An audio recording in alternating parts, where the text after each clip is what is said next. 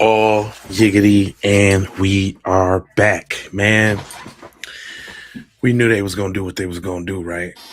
Right? Like everybody's like, y'all jumping into conclusions. Let the investigation play out. Blah blah blah blah blah blah. Nah, man. We already knew what the skull was, right? So the community's upset. Ben Crump's on the case. I got a little bit of Nolan's words for him, and I got some interesting takes on what's going on. I even got some of Nolan's friends. They did a group chat, and I got the whole thing. It's like about 10 parts. And we're going to hear some inside information about some stuff that went down that nobody's privy to. So stick and stay on Keep You Be Podcast. Let's just hear from Nolan real quick. This is Nolan himself talking. Rest in peace, my boy. Yeah, really. It's really like a brotherhood, not just in here, like school, community, classroom, like everything. Yeah. Just really having love for your teammates and just Ocean Springs in general. Do y'all hang out outside of here a lot? Oh, yeah. Yeah. Do we? Y'all live together pretty much? Yeah. Oh, yeah. We be everywhere. Sure. Us three. Last spring, us three, bro, we were together every day, wasn't it? Like when it was it spring when it was cold and then he had the Chrysler? Oh, that was fall. Like 2. That was about 2 years ago. But fall, every day, we just working out. Go to the crib, play the workout, get eats, go to the crib, play the game, go home, get back on the game, just chilling.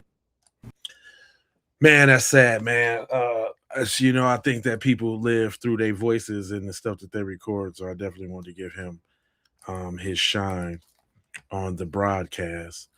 But I'm gonna wait till everybody get in here to play the friends and this, that, and the third. So make sure y'all hit the like button and share the broadcast because it's finna go down. They got Ben Crump on the case because they say it was way much more than just a drowning. And we already knew that. But Don Lemonade is gonna break it down for you because he had a little exclusive interview with Ben Crump and they spilled the beans. Hold on.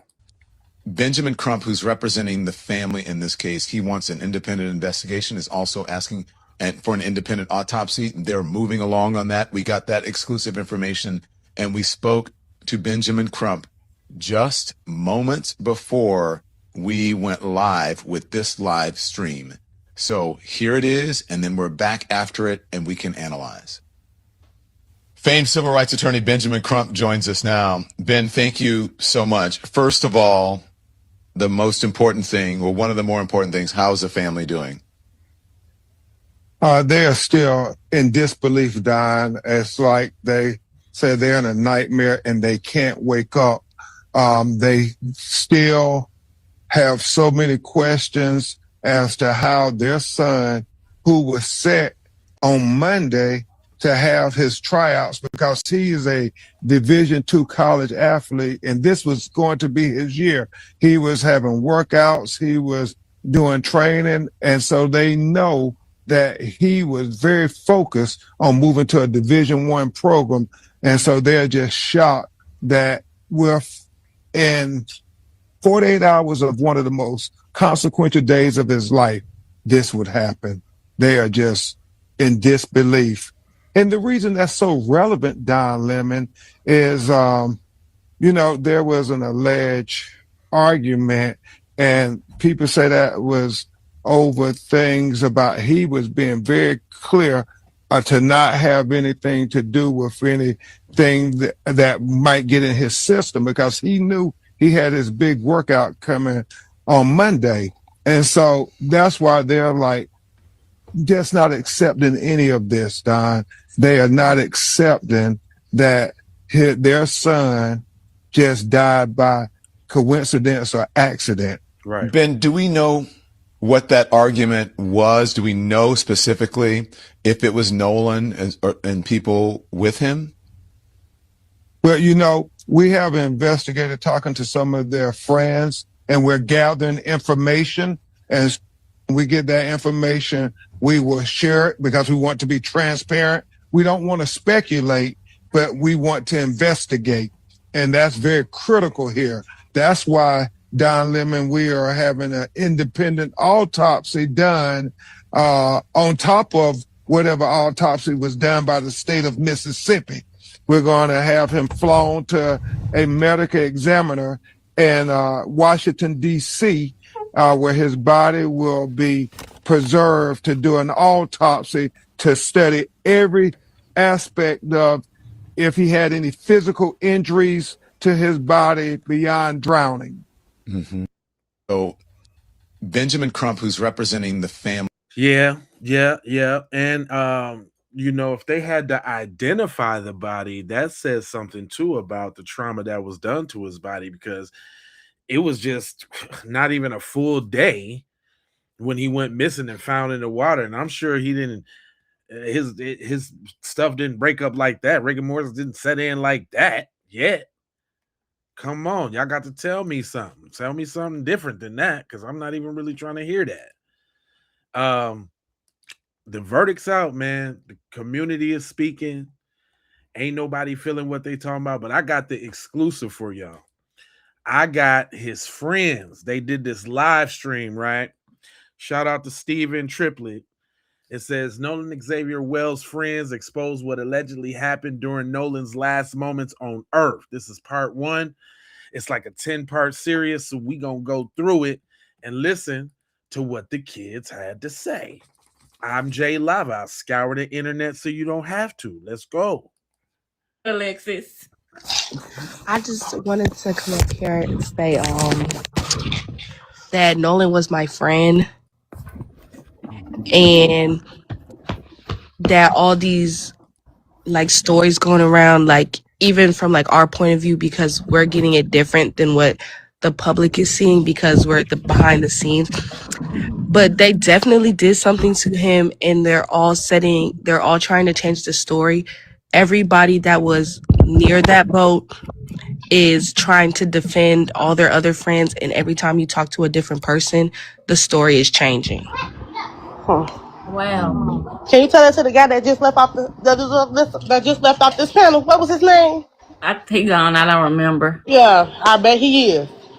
So Alexis, Cindy is saying be careful. But is there anything that you can tell us in detail, like that you feel safe saying? I don't want you to say anything that you can't say or don't feel safe saying. Like, what do you want to know? So what exactly happened from you guys' side? From our side, there was an altercation with a different boat, which had other kids on it, black kids, and there was an altercation. There was a fight, something happened, and they went back to their respective boats or whatever. And when his best friend was on the other boat, so when he went to go like check up on Nolan and everything after the fight, Nolan's boat was gone, but they had stayed for a couple more hours. And so when they got back to land, they had his phone. So Nolan didn't even have his phone. The phone was at one of the boys' houses, and they didn't want to give it to his parents, and they had to send somebody to go get the phone from his house. That's why, like, when we checked his location, everybody was like thinking that it wasn't serious, because we saw his location. It said he was in Ocean Springs, Mississippi, like at his house. Yeah. But they wouldn't give his phone back to his parents, and they were seen eating out the next day. Wow. And when somebody asked them, like, hey, why aren't you out looking for your friend? They said, y'all already think we did it.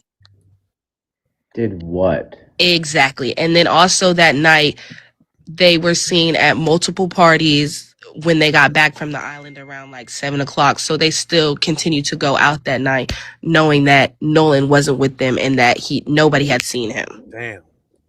So what pisses me off the most is they did allegedly whatever they did, but on top of that, they didn't even care. You're partying.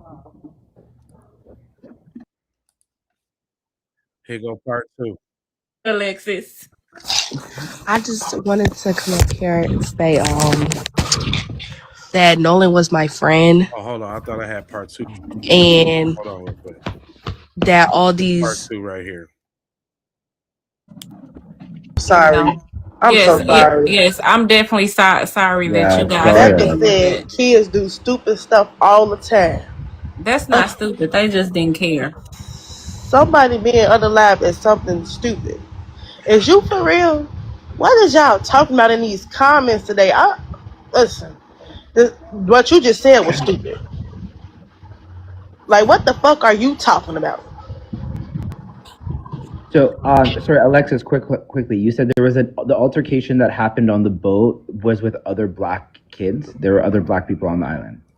There obviously, yes, but they rode on separate boats. There was supposed to be other black people on the boat with Nolan, but they got told last minute that they couldn't go because there wasn't like enough space. But the story that they keep trying to push out to everybody is that the boat was sinking and taking on water, and they were telling Nolan that he needed to get on the boat, but Nolan wanted to stay back with a girl that he never met, which he wouldn't have done. Because if that was like, we're all from the same surrounding areas, she goes to Moss Point, which is like 20 minutes away. Why could you not hang out on land when you got back? If the boat that you came in was sinking and you knew that. And so that was like the crazy thing is that they're talking about, oh, the boat was sinking. And he didn't want to get on the boat and the boat had to get towed back. But if that was the case and he said he wanted to stay there, why did you take his phone back and not leave him on an island without a way to get home? Right. That don't even make sense. So, Alexis, I do want to ask you this. Bubba is asking in the chat, what was the fight about? Do you know what the fight was about? Do not. I think it was like just people got heated. There was obviously drinking and stuff, and they were probably arguing about something and it just escalated more than it should have. But in the videos that you can see, obviously the fight was loud enough and big enough to cause all the other surrounding boats to pay attention and that be the main focus of what everybody was seeing at the time. And Alexis, I do want to ask you something else. How long were they friends? They've been friends for a minute. I mean, these people have gone to school together since elementary school. Yes, and I want to ask another question from the chat. Dark Chocolate said, my thing is, why did the boat really have to get towed back, and was his BODY on it? There is some speculation, like this is just like hearsay, that the boat was owned by this dude Wyatt. But when the boat got brought back, it was parked at Warren's house, which is his mom is the judge. Sorry. I'm so sorry. Yes, I'm definitely sorry that you guys. All right, hold up. That was the end of part 2. Let's go and head over to part 3. Somebody said they drove by like later that night and like they were cleaning out the boat. Like it was like dark night, not like regular time when you would clean out a boat. It was like later at night. And then there was a girl on the boat that's not in any of the pictures or wasn't the girl that he was talking to. And when she got back on land, she turned off like her Snap location, but her best friend still had her location on Find My iPhone. And she was all of them were at one house for like 4 hours. That's suspicious. Yes. What? Like what? First of all, like if you got back on the 4th of July, you came back, you're supposed to be having a good time still. There's like a little after party, you're still vibing. Why is everybody's Snapchats going off? Why is social media is getting deleted? Why are we acting so suspicious? Like it's 4th of July. You just had fun on an island. Like what are you doing? Exactly. Like stop it. Like y'all up in these comments just sounding fucking slow as fuck. Yes, Come and on, Alexis, I do want to ask you too as well. So you did already confirm that one of the parents was a judge, so thank you for that. Also, I wanted to ask you, can you confirm that all of their social media has been scrubbed? So is it scrubbed or is it deactivated? Only 2 of them are deactivated, but a couple of them are just private now. But the mom judge, she did deactivate hers. So like only 2 of them are actually, so 3 of them I guess are deactivated, and then the rest of them are just private. Alexis, I have a question. Based on what you know of the friends, can you shed light on their dynamic? Is Wyatt and Warren closer than, I don't know, the other guys? how does Nolan fit in the group? Is he at the bottom? Is he?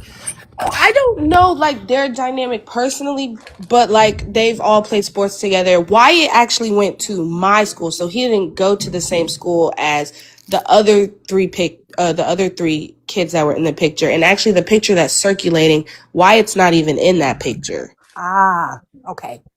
And but the person that was to the left of him with the long hair and the black glasses, that's probably who he was the closest with. But the other ones, like, they're just friends that have been together. Like, we've all been at people's parties. Everybody hosts different ones. So, like, we all know each other from each other. So the blue glasses is who he really doesn't know. I'm looking at the picture now. The people No, with he the blue knows glasses. all of them. But if he was, like, to be closer to somebody, it would be the boy that was wearing the black glasses. Okay. And somebody said they drove by like later that night and like they were cleaning out the boat. Like it was like dark night, not like regular time when you would clean out a boat. It was like later at night. And then there was a girl on the boat that's not in any of the pictures or wasn't the girl that he was talking. My bad. I let the part 3 play over. Let's go ahead to the part 4. Back for Biloxi. Now, was this an actual physical altercation that took They place said that on land, or somebody did get in a fight and that somebody got hit, but this was on land. It wasn't in the water. okay? See, because I've heard and read certain things of arguments, fighting, and you never know exactly. But you being a source is nice to know that there was an actual physical altercation. And is it my understanding that one of the young men is 21? Is it Warren or Wyatt, or are one of them of age? I don't think so. We all graduated. They graduated a year under me. Okay. So I think Wyatt graduated with me. But he might have turned 21 this year. So I have no idea. Okay. But it would have been Warren that would have turned.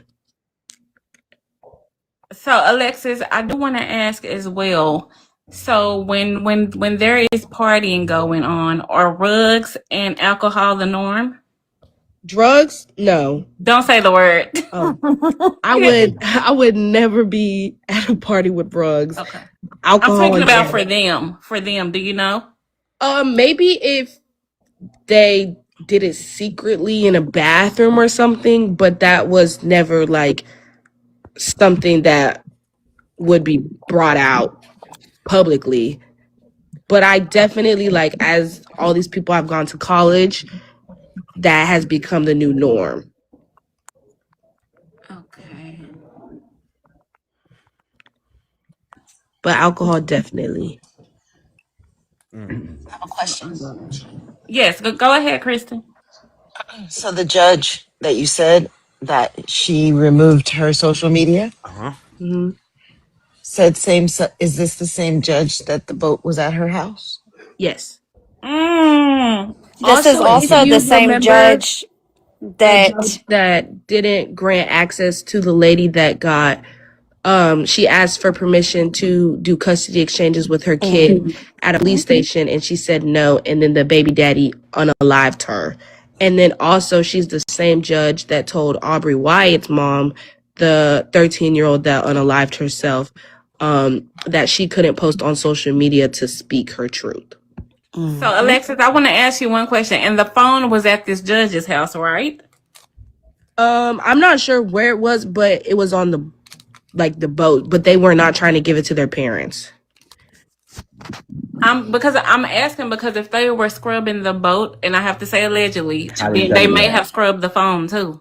That's But also they what can I'm still- thinking. Back for Biloxi. All right, that's part 4. We're going to part 5. Sam told us that the body was moved. Can you confirm that? I have no topics on that, but it's just very it doesn't make sense how his body was found in the first place that they looked.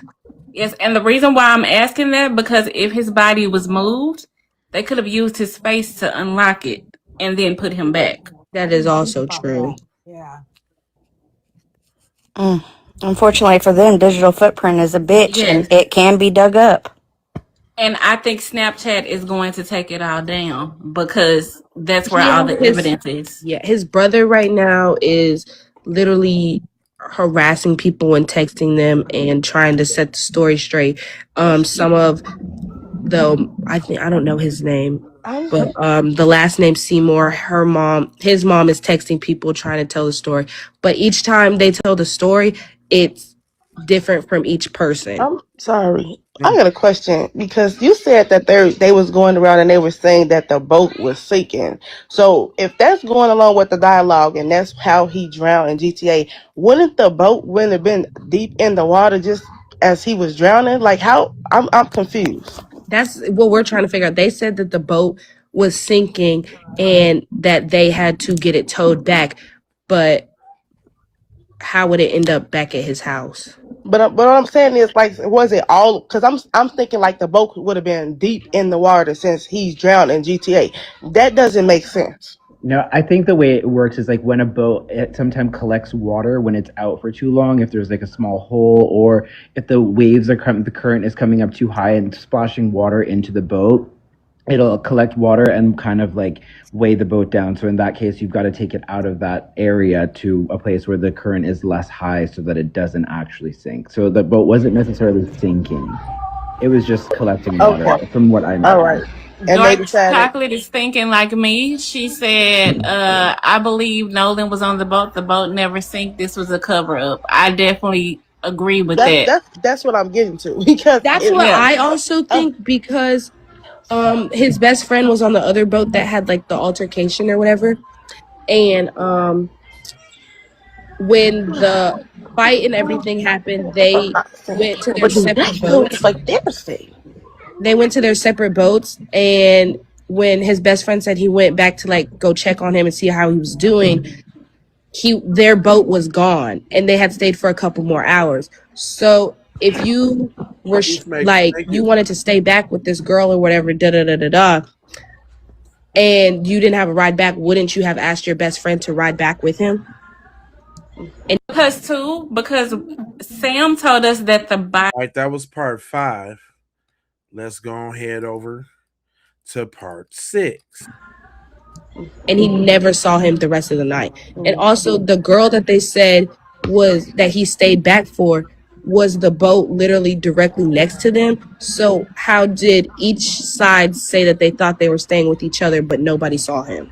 Yeah, it just doesn't add up at all. None of it makes sense. They didn't practice on their stories good enough. They did so fucking slow, and I'm trying to understand. This person telling us to wait for the fucking autopsy. Why? When we fucking know. Right. Ooh. Yeah, they definitely need to check the phones.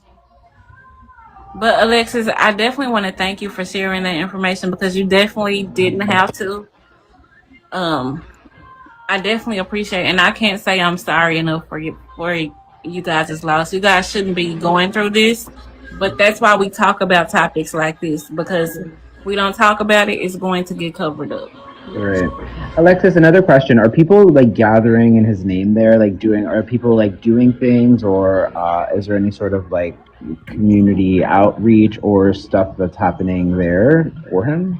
I know we've done stuff as a friend group. There was a small protest at the lighthouse by I don't know who is that, but we're just waiting for like the final stuff so that we can all meet up. We're all going to church together on Sunday so that we can just honor him and all that other stuff. But we're waiting for like the big like funeral and everything to happen. Yeah, I want to highlight Dark Chocolate really quickly. She's asking, do you know if the person that seen them outside at night went to the police? I'm pretty sure he did. I'm pretty sure he did because they're supposed to be getting polygraphed, but they all said no. Of course. And then before they even like, as soon as they were like getting taken in to get questioned, they all had lawyers. So you can confirm that too. Yeah.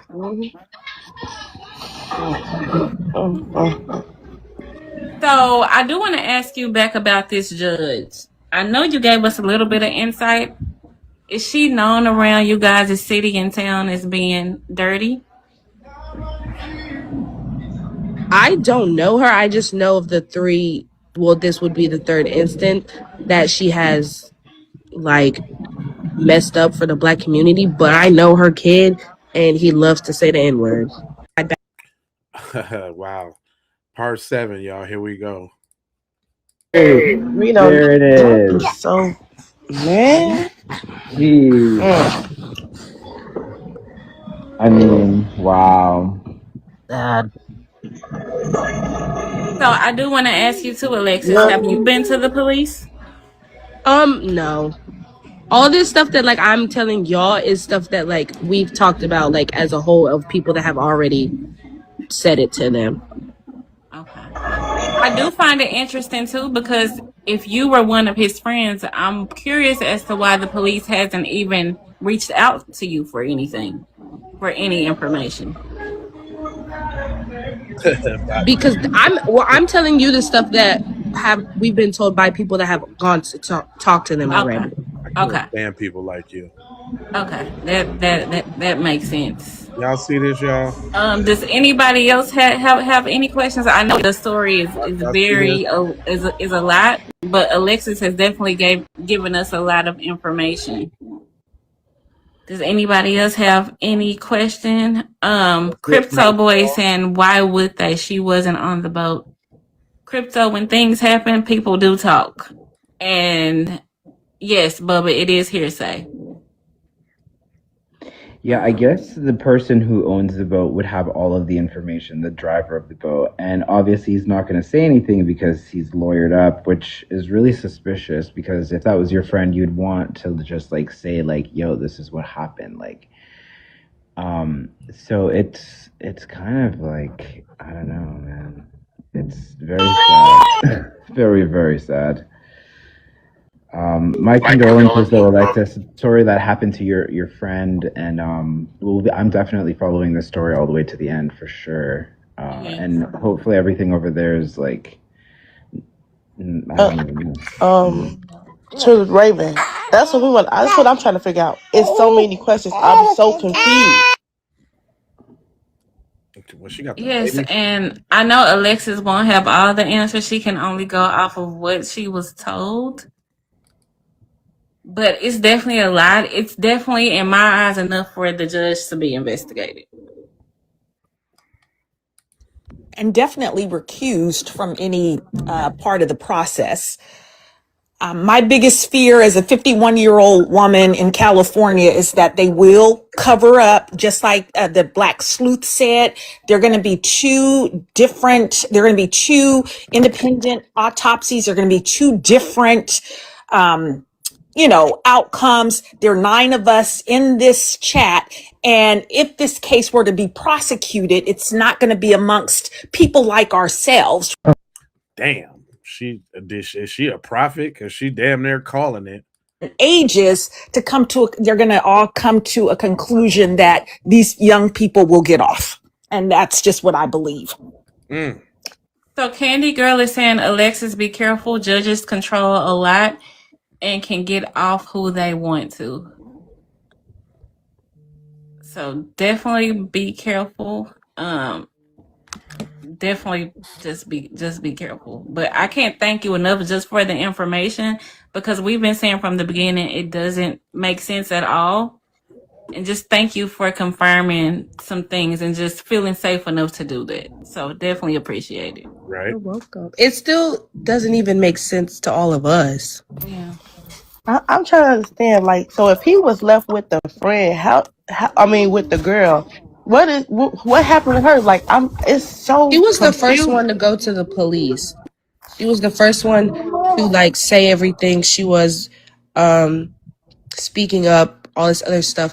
But she said she thought that Nolan was with the boys, and the boys said that they thought Nolan was with the girl. But how did neither of y'all say that when the boats were supposedly right next to each other? Right. Right. It is so confusing, but it's I don't know. That's And then But allegedly, I Miss heard that Pretty, the I want to say this too. It's not confusing. It just proves that they are lying. Right. I you heard a proving story my that the point. girl I know also what got. I'm saying. Yeah. I know what I'm saying. Yeah. I'm asking these questions. It's like I'm trying to be. I'm not being biased. I'm trying to Yeah. understand. I will say too, and I just heard, I think it was just walking trying to say something. I just want to say something quick too. Oh, I'm curious to know if the water in his body, if it was before death or after, because they can determine that too, If especially they in an look at the independent autopsy. autopsy and there's no water in his lungs, he Oh didn't God. he didn't go by drowning. Yes. Appreciate the Can you Wow. repeat that again? What you say? If they do the autopsy and there's no water in his lungs, then that means that he didn't die by drowning. That Yes. means that he was dead Murder. before he was in the water. Yes. Exactly. I think that's what the second autopsy going to Alexis, you got all of us quiet. for real though. I was saying I saw a story that the girl said she contacted her family to come pick her up. She didn't get on the boat that she originally came on. Do you know anything about that? Have you heard that also? Yeah, they said that Katie got home because she had family come get her. Okay, that's part 8. We going to part 9. We almost done. Getting done today, but also their Mother said she got home safely because her mother's brother and his because her wife brothers came had to come get her. come and get her. Right. And that's why she was safe. Safe from what though? I don't like that word. Safe. Hold on. I got a question. So is they working on the autopsy now or Yes, they said that the autopsy was getting done today, but also they're gonna get a private one because they just got the judge, or not the judge, they got the lawyer that did George Floyd and Breonna Taylor's case. So they're gonna get a second opinion Fam. by somebody that's not Ben Crump, in the I Yes, think. Ben state. Crump. Yeah, Yeah. by somebody that's not in the state of Mississippi that can be persuaded with money from people of higher authorities. They all connected. We already know the judge and the coroner and all of that. But at nightfall, you totally right. And again, thanks for the Jules Williams.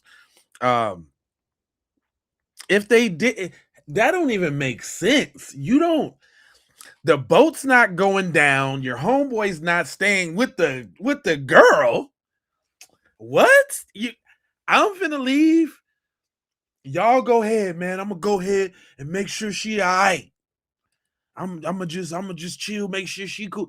Yeah, right. And then for sure, all right, bro, we just gonna hold your phone for you. What? What are you talking about? What are you talking about? Just go ahead and stay with her. Hold it down. We gonna take your phone and make sure it get back safe. What? You won't need this.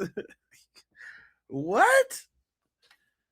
All the phones is like waterproof right now. You might can't charge it, but you can definitely use it submersed, wet, and all that. You can make a call. How come he couldn't call his people to tell his people to come pick him up? God. And no, who was that said? Sounds like y'all already made up your minds. So if and when the autopsy foul play, you're just gonna deny it and claim the autopsy already came out, and we already knew that they was going. It already came out, and yeah, it's still foul play. What are you talking about? Shut up. Listen. Yeah, I believe he's an activist attorney and an injury attorney. Uh-huh. And they said, I don't like this one is definitely, I saw this one on Facebook, but they said the DMR released that he had bruises all over his body, and so did his grandfather. Is that But true? someone could argue that it was the undertow that, caused all of that. Mm-hmm. The toe won't cause bruises like that. Okay, thank you for clarifying. No, not like that. Undertow, the body will keep moving from place to place, and it won't. You don't have that type of bottom at Horn Island or in the Gulf of Mexico like that. That's real ragged where it will cause bruises like that, especially in 3 or 4 feet of water. Right. Thank you, Sam. That's why I keep saying I'm a woman from California. I don't know about these things, so thank you so much. No, and that's good. And here's the thing: when they saying the boat was filled, was taking on water. Listen, I am a boat owner myself, and we have what's called a bilge pump on every boat, right? And that's for when the boat starts to take on water, it comes on and pumps the water out. So many gallons per minute. So it's almost, unless you got a big hole or took on a big swell and the weather wasn't bad that day for that boat to take on that much water where it would have sunk the boat. Right. And if they had sank the boat like that, when you're talking about a 20-minute ride, and where they lived was more than that boat would have sank if it was taking on that much water. That bilge pump kept it from doing that, and that wasn't going to. It taking on water when it caused it to break down. They're built for that. And the boat that I saw that was on the video. Hold on, let's get on. This is the last shot, y'all. This is number 10. That was on the video. I know that boat had a nice bilge pump on it that pumps out 20 gallons of water, because that was over $100,000 boat. So they're lying. And the undertow is not going to put you in the same exact spot where they first started looking. No. He wasn't there when they were looking. Yeah, And he was on the. They brought him back. They knew that. Yeah, I can't even say anything. Because Alexis just came and proved everything we have been saying with every case. Exactly. We don't need to wait for no autopsy. We don't need to let no who said that detective do their job, because they don't even fucking do it when they supposed to anyway. I knew she was gonna start cussing. Yeah, and I want to read some of you guys' comment. Dark Chocolate says Nolan was on the boat. That boat ain't motherfucking sink. I definitely agree. The Black Sleuth. Hold on. What's going on? Can sink. I definitely agree. We got the ticker and the tinkles. All right, I can't let it slow down the program. But there was another aspect of this that I really wanted to touch on. It's like the propaganda aspect, like how it was portrayed before even the results, and how this all lead up to what we know as them trying to cover this up for them little boys. Check this out. I ain't the only one. Wells' story is eating me up. And so we're going to look at this from a media literacy standpoint, because I saw some really concerning reporting today where a law enforcement official was essentially blaming Nolan for his own death. Right. Nolan Wells was on a boat. He left from a private dock area in the Ocean Springs area and proceeded with his friends to Horn Island. Wells was visiting the barrier island 10 miles from the Gulf Coast, boating with friends, last seen about 3 p.m. Saturday. They left and went back without Nolan. From what we understand, he chose to stay there. And so I know that the word gaslighting is used and not always in the right way, but this is 10 miles off the coast on a barrier island with his friends who came back. He didn't. They had his phone. They're saying that he chose to stay. Was he? Come on, don't do this to me now. She was cooking. Oh, don't do it to me now. If you don't understand why, Does Nolan Wells? Hold on. She was cooking. Oh no. What's going? See, when you be doing, when you hit them likes and hit them likes and all, and drop a comment or something, make the algorithm go up or something, because when you get to cooking like this, it be Shady McGrady. What's he supposed to? I got the top 10 tulip intro nets. I shouldn't have not a single problem ever in life with intro nets. This is ridiculous. I'm calling conspiracy right now. This is it, people. Yesterday, y'all should have seen my stream yesterday. It was all stifled. Wasn't nobody in there. They did not want me talking about this yesterday, and it looks like they don't want me to start talking about this today. But guess what? Like I told you, I finished the stream yesterday, the whole 2 hours, because like I told you, I'm not here for them. I'm here for y'all. And they ain't finna stop it. Come on, we gonna try it again. Come on. Story is eating me up. And so we're going to look at this from a media literacy standpoint, because I saw some really concerning reporting today where a law enforcement official was essentially blaming Nolan for his own death. Nolan Wells was on a boat. He left from a private dock area in the Ocean Springs area and proceeded with his friends to Horn Island. Wells was visiting the barrier island 10 miles from the Gulf Coast, boating with friends, last seen about 3 p.m. Saturday. They left and went back without Nolan. From what we understand, he chose to stay there. And so I know that the word gaslighting is used and not always in the right way, but this is 10 miles off the coast on a barrier island with his friends who came back. He didn't. They had his phone. They're saying that he chose to stay. Was he supposed? No, not again. I ain't never seen this happen, y'all, ever in my whole life. Well, nah, Was he? I'm lying. I've seen it happen plenty of times. But only when I'm cooking like this, man. They only do it on the cook sessions. Now, let me skip past. Let me see. He's not saying from what we've been able to determine, what we've been able to confirm and verify. He's saying from what we understand. He understands that because that's what they were told. Why is he repeating what they were told from the friends who left this man to die? Why is he repeating that on national television? Then why is a news organization that has multiple layers of producers as well as a legal and standards department allowing this to be broadcast without pushing back? I didn't even hear the word suspicious in the piece. And I am a Black mother who is at my wit's end with how this country continues to gaslight us and then expects us to stay silent. Because this is not normal. The reporter can only push back so much. So this is not about the reporter. It's about the organizations that handpick the Black faces that then go out and report these stories that are gaslighting to the American public. This is problematic. So this is how I can help by speaking up to say, hey, let's look at this critically. Let's look through a media literacy standpoint. Let's look at the information that's being presented to us. See? Don't do that. Don't see y'all showing y'all panties.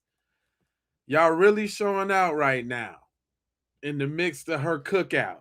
Come on. No, I ain't gonna let her die though. Hold on. Let me get it right on back. Yeah, what's she saying? standpoint. Let's look at the information that's being presented. Let's consider why it's being presented this way, who it's coming from, what's being left out, what questions are not being answered, what questions aren't being asked.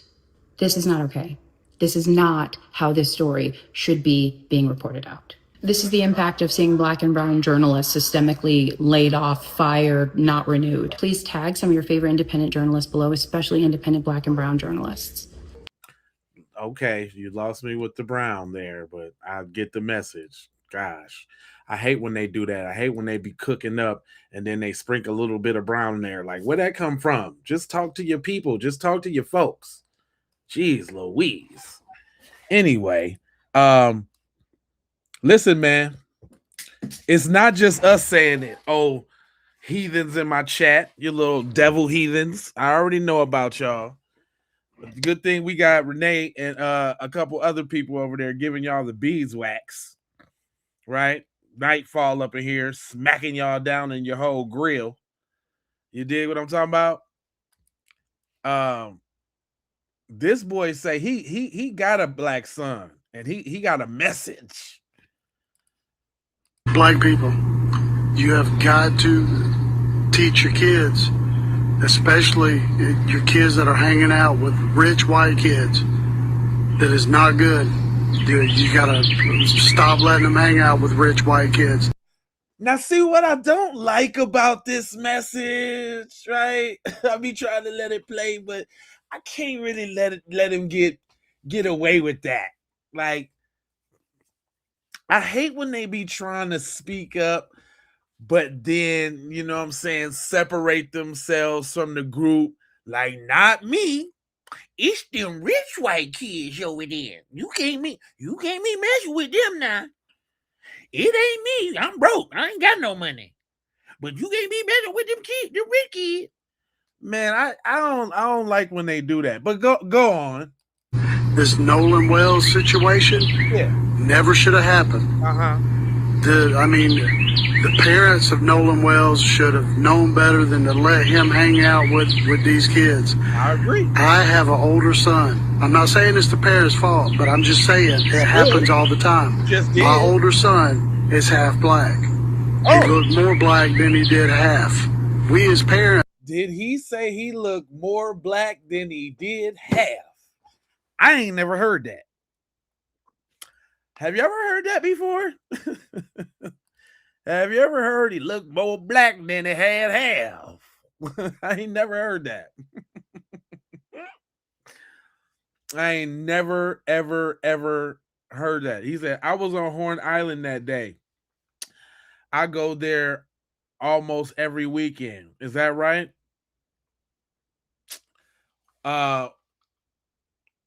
What school you go to? What school you go to? Real quick. Don't try to Google it. Put it in there real quick. What school you go to? Quick. Quick. Twitter fingers. Little type. Come on now.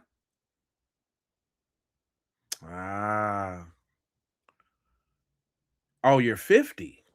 You was there. And you're 50 years old. Okay, explain a little bit. Ocean Springs. Okay. All right. Explain a little bit. What's up, Cheyenne? Hey, what's going on? He say that he was there, y'all, and he on the line right now. I mean, I got an apparatus to bring you up and all, but I need some more. You got to give me something to bite on now. I just can't just take your word for it. We got a lot of trolls over there. You got to come on. What you got? You got some photos. You got some videos. Is this just a personal testimony? What you got?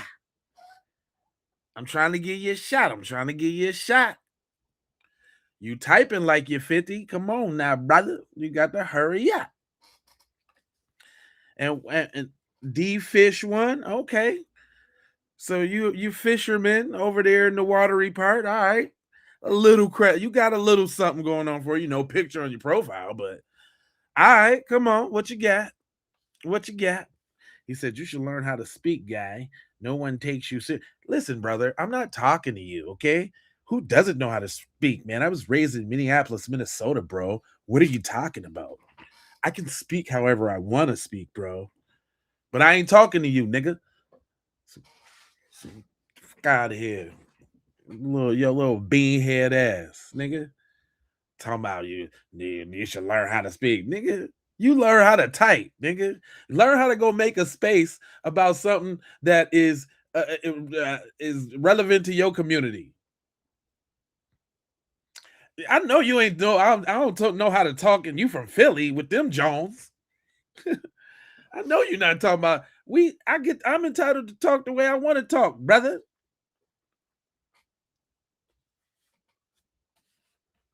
Yeah, I'm just saying. Sometimes thank you. My fault, Mandy. Mandy, right.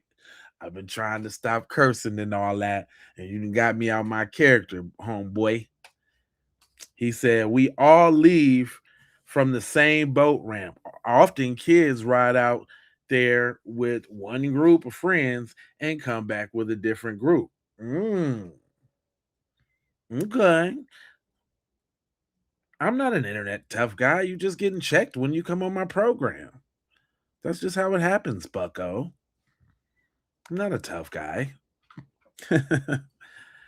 What's your favorite curse word? I have a few.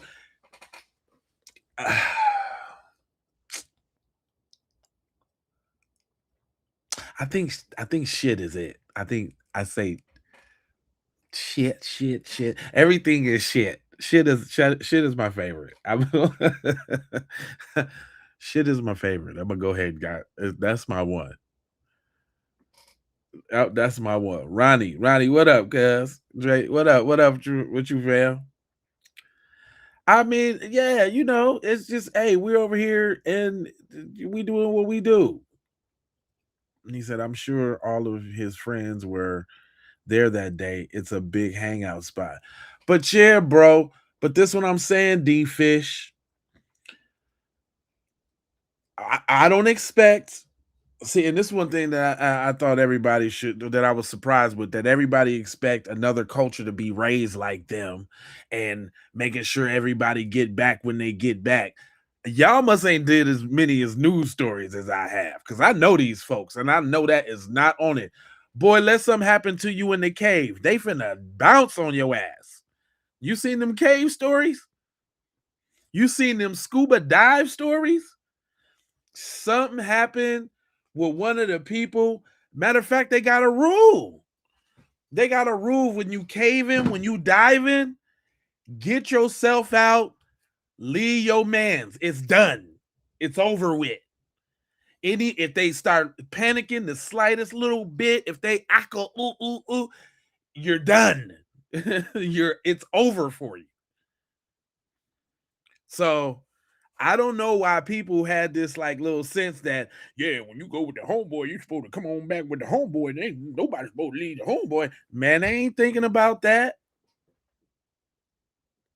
I don't know if y'all know, but I done. Listen, man, I did a story on this channel about this lady, and I kid you not, y'all. I'm not making this up. I did this story on this channel about a lady who wanted to unalive her own son. But guess how she did it, though? She drove up to the mountains with the whole fam in the minivan. Left cuz in the parking lot, right? Start to ride off. Obviously, little homie like, man, hey, yo, mom, what's up? Y'all leaving me? Why one thing lead to another?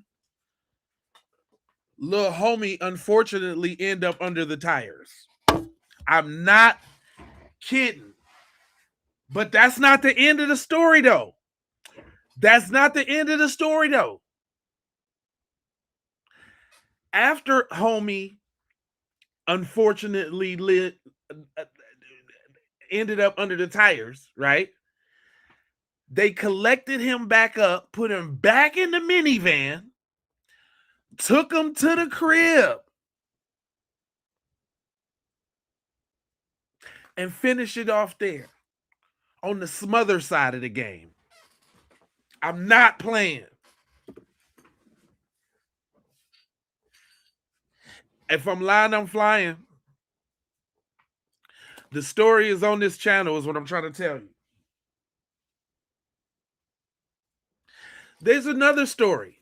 Just one more, and I'm going somewhere. There's a point with this. I'm going somewhere. These are stories on this channel, by the way. If you go to this channel, we got a story about this lady. Yeah, whatever, Richie. We ain't talking to you, bro. Yeah, she's going straight to that place. Cheyenne, she's going straight there. Straight there. I'm not even lying about these stories, though. I'm not lying. I've done them. I can pull them up on here. Like I've always thought about, since these stories is like kind of like what we call evergreen footage, evergreen posts. I was finna dig them up on some throwbacks. Would y'all like to see some throwback Keep It P podcast where me and TZ was cooking out? Would y'all like to see that? I've been thinking about that. Let me ask. Would y'all like to see some throwback? I'm gonna post them, you know what I'm saying? But I'm gonna go back and curate some of the deepest episodes we done had, because I'm talking about we be clowning on here. Me and TZ is electric in this thing, right? But this story, I'm going somewhere. I ain't forgot about the story, and I ain't forgot about the point. Listen, there was this lady who she was like Brenda had a baby, right? Y'all know the story about Brenda had a baby, right? But instead of Brenda, at least Brenda threw it in the trash heap and went back and got it, right? Shorty went and buried the little thing in the backyard, man.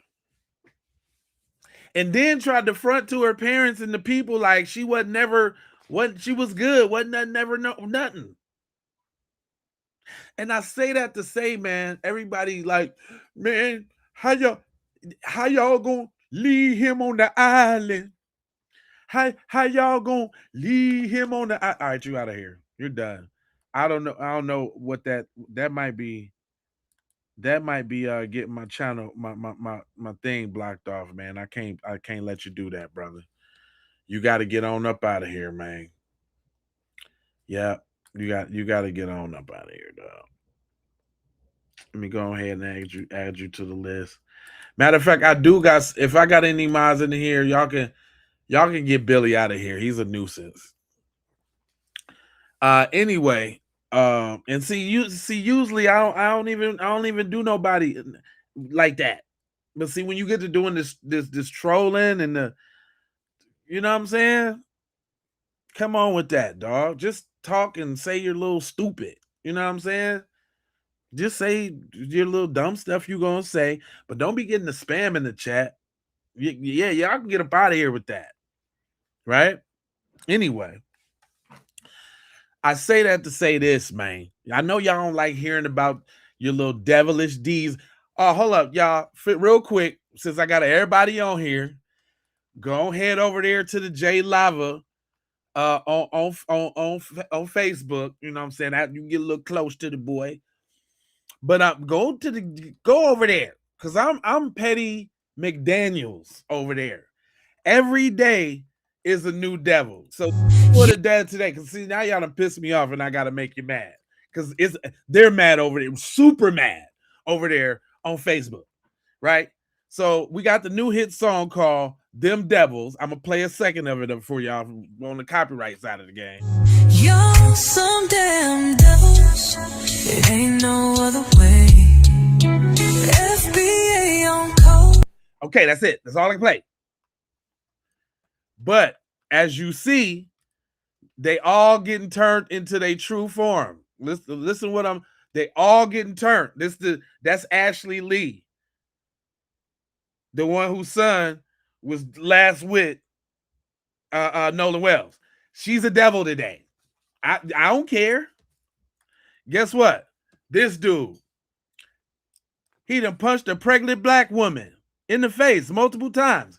He's a devil today. I don't care. Dylan Roof and the judge. Did y'all know the judge from Dylan Roof case got caught with possession of sexual abuse material of babies? He's a devil. Go follow J Lava. Because y'all don't really want it with me. I be sparing y'all, cuz. I be sparing y'all, cuz. See, that's how you know when you win on them. That's all they got. School skitting on. I ain't even gonna say the word because I already know what the deal is. But I see that's when you know y'all lost.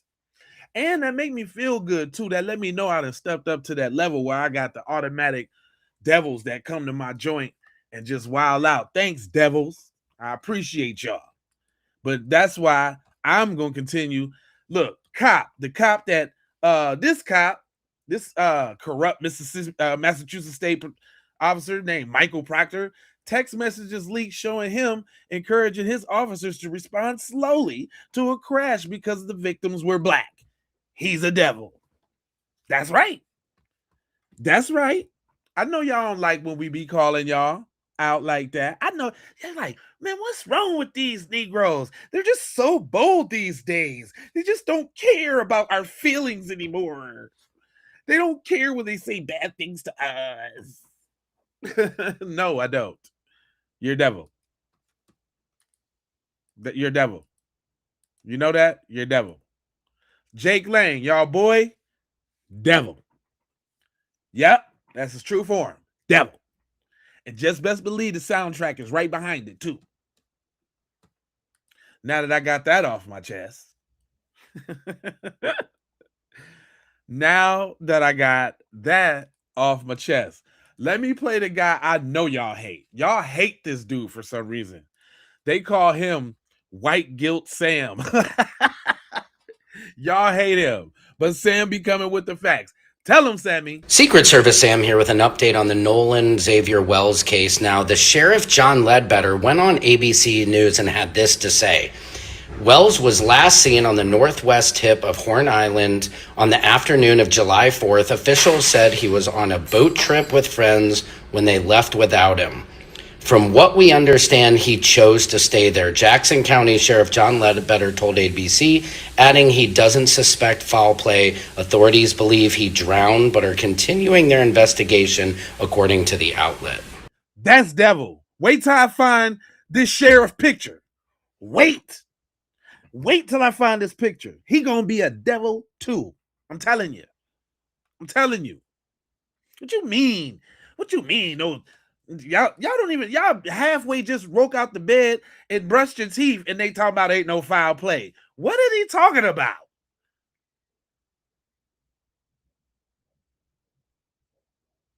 The boy that barely dried off from out the water and they talk about ain't no foul play. Stop it. Devil. Vampires and demons. That's right. Breeze. Southern Breeze. Straight up. Vampires and demons.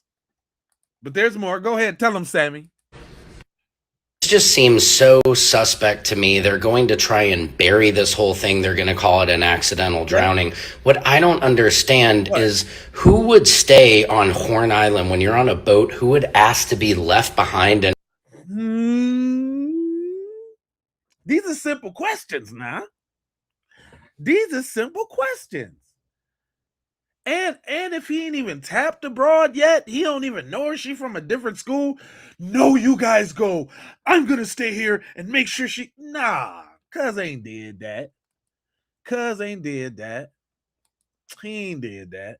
Now, based off what we heard in them conversations with them cheering over the phone, and then what the police officers say, my man's jumping to all the wrong conclusions. He's jumping to conclusions, but they're the wrong ones.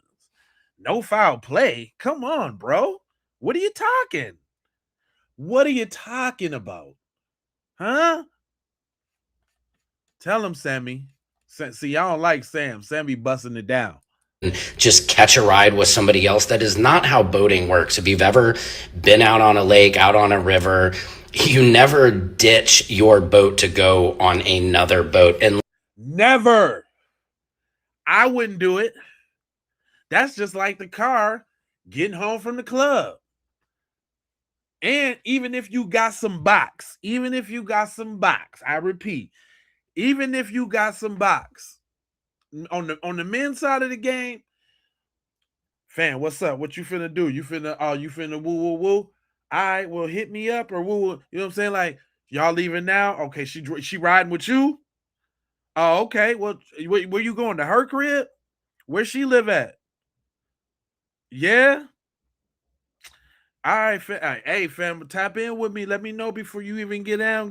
Let me make sure everything is all right. But I mean, it's a whole different thing. It's a whole different thing. Ain't no, and then we talking about boat, water, darkness potentially. What about 7 o'clock? That's like it was getting way dark at about that time, right? On the water, panic mode, water, boat going down. Hey, let's just leave our friend. He'll be all right with them. He's all right. He's good. That still don't even make no sense. Then they get a tow back. Tow back for what? Who? So he couldn't ride in the towboat? It was going down so fast, everybody had to jump off, but he couldn't ride in the towboat? Where's the life jackets at? Wasn't no life jackets nowhere around? Look, oh, hold on. I'm gonna show you real quick. So look, there was a let's get a view of the island. The Horn Island. Hold on real quick. That was a good question that you asked. because they say that everybody was on the south side of the island, and he was found, or I mean, everybody was on the north side of the island, and he was found on the south side of said island. You understand? But I really want to get y'all, I really want y'all to understand how this island look. Fam, this is it. There ain't no trees or nothing nowhere. Just so y'all know. Hold on. Look, you see this right here? There's no trees or nothing. It's yay big. The island is yay big. So I would assume that the north side of the island is up there, this smaller part in the distance, and this is the south island, because that's where they was parked at. Because if you remember back, they was parked in a little indentation point, which is up here. So it's a thin strip of island. Ain't no walk off and not be seen, or walk off and don't know nobody know where you at now. Ain't none of that. Where you walk off to? Ain't no walk off. It's either you're in the action or you're not. And if not, then somebody see you making the long trail of tears to the other side of the island for your demise. Like, why is he going to go commit suicide? Because that's what I'd be thinking. Like, yo, go talk to your homeboy. Something wrong with him. He trying to isolate himself on the other side of the island. He needed intervention. I'm just saying. Oh, I'm way off. Oh, I'm well, tell me. This the island right here. I'm way off. Oh, I'm doing real good, y'all. They suppressed me yesterday. They sent somebody from the spot to come and infiltrate the spot to throw my peoples off. Man, hey, give it up for Jay Lava, man. Jay Lava's out here doing a little something. They didn't send them folks at me. Got my boy in there talking about I'm way off. I don't got no common sense. Obvious, something wrong with me. My twos and twos put together don't equal four. Something up. What you talking about there, D Fish? I was there. I know the island like the back of me hand. I know that island like the back of me hand. Well, I'm looking at the island here, sir. And all I'm saying is, it ain't nothing but a sliver of an island, sir. Ain't no hide and go seek on this joint. Ain't none of that. That's Horn Island right there, man. That's it, brother. What you talking about? Hold on, y'all want to see it? Y'all want to see it from another little angle? I got another angle for you. This is that other end now. This is the other end. This is the other end, and it gotta be. You want to know why? Because this is the most beach circumference. So why would they be kicking it down there? No, they all pulled up right up in here in the curve part. Right up in here in the curve. They was all out there kicking. He ain't no go over the mound, or that's flat, y'all. Just so y'all know, that's flat. There's no trees. There's nothing. That's exactly what you see. See what it is. That's it.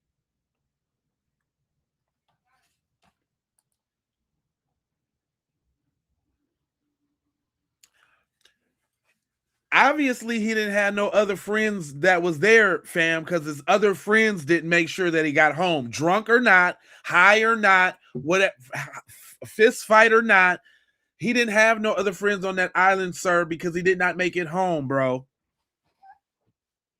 There were no friends within a 10-mile radius of that joint, sir. Okay?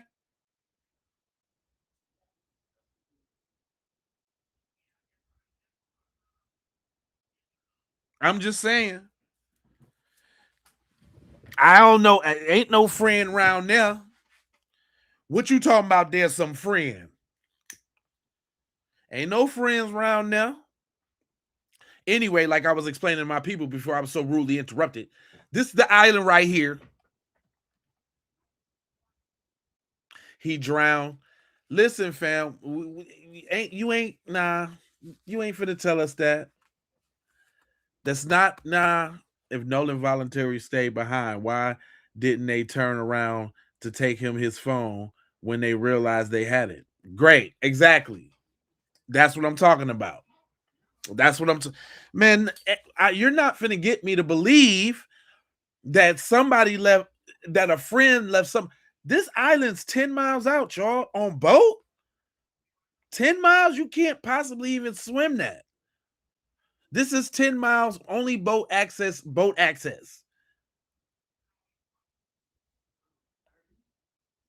Nah, I don't like y'all putting that narrative out here too.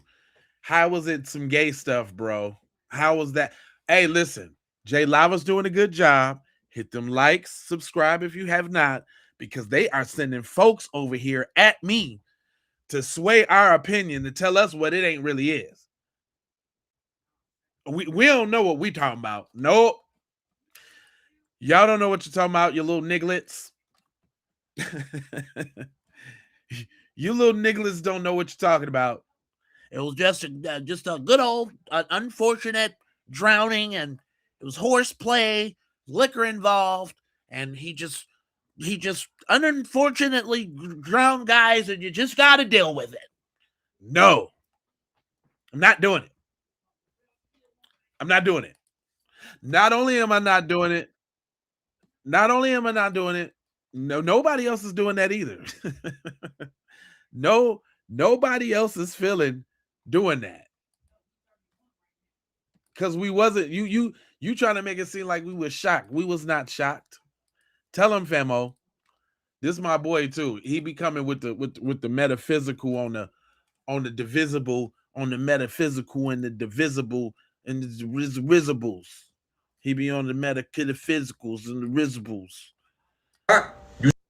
Go ahead, bust it down, cuz with the metaphysical. The sheriff just came back and said there was no foul play in Nolan Wells' death. You shocked? You surprised? No. People, we need to understand what we are dealing with. This is Mississippi, not down south, but down south.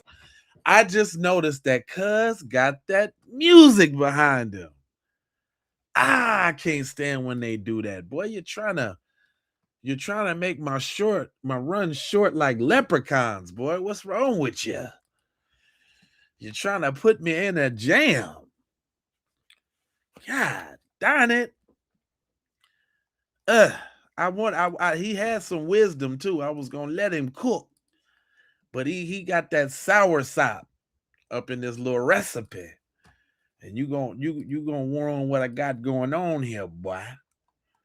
I can't have it now. I can't have it. Anyway, my man's look, as soon as everybody hear the autopsy, they going in. By the time most of y'all see this, the autopsy report will already be revealed. And according to reports, they're going to rule it as an accidental drowning. People are also saying that coroner Bryce Lynn Jr., that's assigned to Nolan Wells' autopsy report, is an associate of Judge Ashley Cole. Told y'all. The black father in me wants to pack my bags and head down to Mississippi and stand with this family. And is enough going to be enough? They have the audacity, the mitigated gall to keep playing in our faces like we're fucking stupid. These people truly believe that they will never be held accountable for the crimes that they have committed against our people. It pisses me the fuck off. I get it, brother. I get it, sir. I really get where you coming from. And y'all be over there in the chat like, oh, you gotta be a victim. You gotta y'all more crybabies than anybody. I don't know nobody who go to somebody else's chat and cry all in the chat. I appreciate it too. But again, I love this symbiotic relationship we got between the busters and the busters. Y'all busters. But anyway, and I know y'all secretly like what I be talking about. That's why y'all keep coming back for more. I know. Or just make sure you subscribe, though. Make sure you do that so you can get all the notifications when I go in. So you right there on the forefront of being an itch in my ass. All right? Do that for me. And I know y'all don't like the messages coming from us. So you know what I like to do, right? I got Becky to bust it down for me. So what y'all gonna call her? Was she self-hating? Y'all gonna call her white guilt Becky? What you gonna do? Because Becky about to tell y'all a thing or two. If I learned anything about communications, journalism, any sort of PR, any sort of anything involved in my communications master's degree, in that graduate program, I learned that words matter. Words matter. Listen up, guys. We're gonna do. Becky about to take you on the lesson now. She gave you the credentials now. She got the masters now. And she say words matter. What else you got, Beck? Selecting certain words matter. And I want to talk about this when it comes to Nolan Xavier Wells and his alleged, I have to say alleged for legal reasons, alleged murder. Now, when the black lady just said it earlier, y'all dismissed that. She don't know what she talking about. Now, Becky finna explain it to you and watch how it be so different. Let's look at how outlets are framing this. ABC News, a major news network, an outlet people all over the country turn to, says Nolan Xavier Wells, whose body was believed to be recovered after going missing over the weekend. This was not an old report. At the top, you see that this was updated July 7th. This is all up to date, or as up to date as it can be. So what do you mean it was believed to be his body? Right. If we were able to see his features, we're able to quickly look at that body and identify him, we wouldn't have that word believed. Right. Out of The Guardian in the UK, it is said that Christine Wansley identified the body as belonging to Wells. So this is not the search and rescue team saw his body and, brought him back to the coroner's office. This is the fact that his mother had to identify the body, which of course is part of process, but also what an odd thing to include in your article. Right. And we have to look at the Sun Herald, not a super major network or anything like that, but it is mostly these smaller publications and local news that are covering this story. They say, however, the identity of the person found is pending confirmation from the Jackson County Coroner's Office. If you can't take a picture and place it next to that body and identify it, that means it's super messed up, meaning there was foul play involved. And an honorable mention, by the way, this is from USA Today, another outlet that people who know it probably look to for breaking news and updated news. They haven't even updated this story in more than 24 hours. What do you mean you haven't updated this story? Right. Again, I will say, and I have to say allegedly because of legal reasons. So, allegedly, space. Nolan Wells was absolutely killed, lynched, let's just call it what it is, by these three white boys. What do you mean they returned on the boat without him, yet they had his cell phone?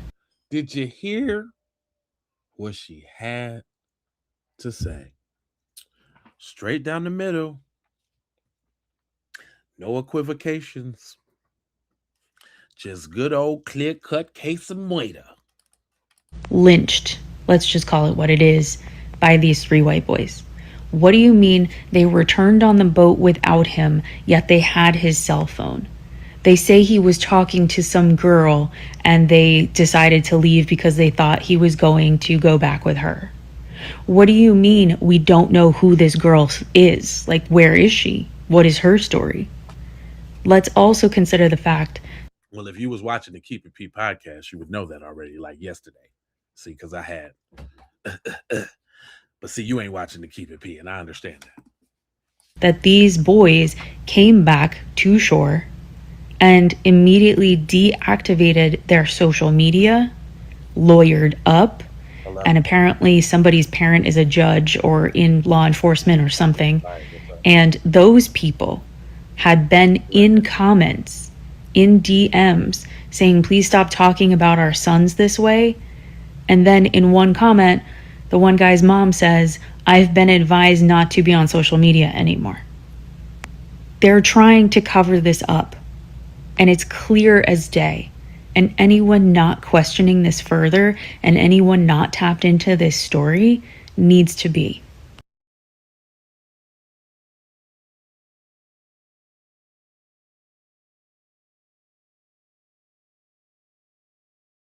Uh-oh. Not when the Beckster's cooking. Did they do that to Beck? No, okay, that was it. That was all. I thought they had cut little Beckster's wisdom. You know what I'm saying? I mean, she said it. She said it. She said it. Did she say something wrong? She ain't the only one that said it. Y'all remember this guy? I ain't let him cook, but you ain't hear what he had to say. The key to the Nolan Wells case lies 100% in the cyber forensics of the case. All of the people involved and their family members deleted their social media accounts as soon as it all went down. Right. Before they ever even found Nolan's body. All of these people involved deleted their social media accounts before they found his body. This means that there was a willful cover-up already in play when people were searching for Nolan's body. Damn. To have a willful cover-up already happening means that there were several parties involved in not only the murder of Nolan Wells, but the cover-up of Nolan Wells' murder. This is 100% evidence that everyone involved are all of the people that deleted their social media accounts. Damn. And there are more than 20.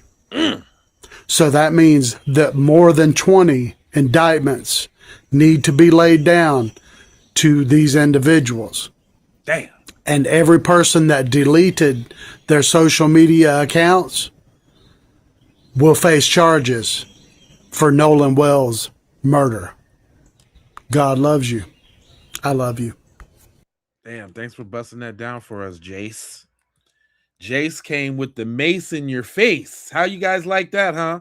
Y'all don't like y'all don't like white people telling y'all the truth, boy. Y'all just that just gets y'all goat. Like you don't like to hear your folks telling you the truth, huh?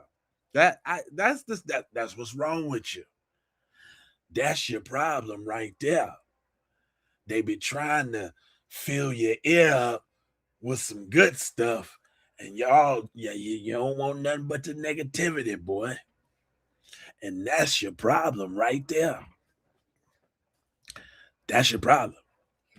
I was gonna tell you, but I just let you simmer in the chat and just be that. You understand what I'm saying? You really don't understand, boy. Matter of fact, I got Unc right here. Unc said, man, he disappointed, man. Sad, man. Bad news to share, man. Tell him, Unc. It looks like that 18-year-old kid, Nolan Wells, that went on that boat to that, I think it was an island a few days ago around the 4th of July or on the 4th of July. It looks like the body that they pulled from that water was that 18-year-old kid, Nolan. So I want to first and foremost say, rest in peace, and my condolences goes out to his entire family. Right on. You know, man, we need to stay our ass out of Mississippi. We already heard what happened last year at the college campus, in the tree, in the woods. And then about an hour later, about a mile away, they found another one that was found in the same position. Damn. We need to stay out of Mississippi, man. We already know, man, what it is. They're saying that police suspect no foul play in the passing of Xavier Nolan Wells. They say no foul play.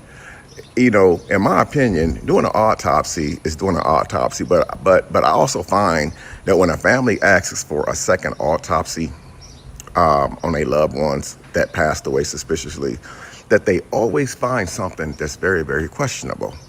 And I don't know about you guys, but Mississippi is a place I've never been. I never will go there.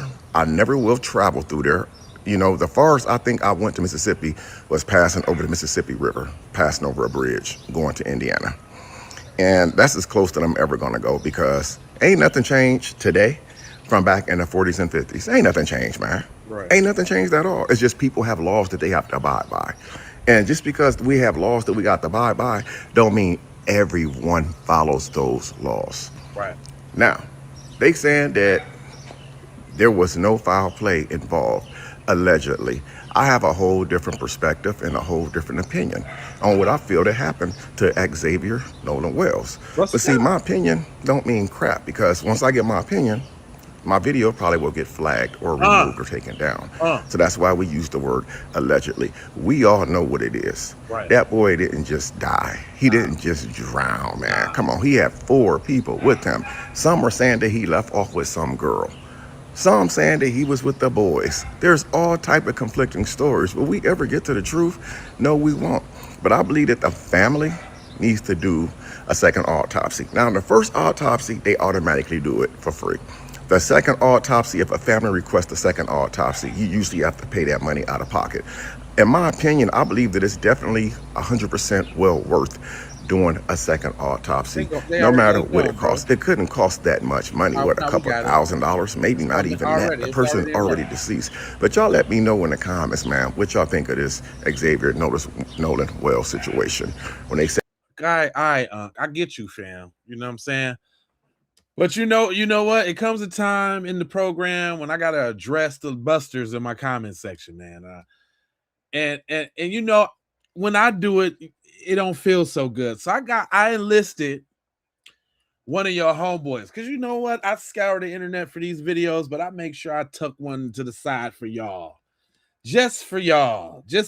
We just gonna do this for y'all. You ready? Listen, you can learn something.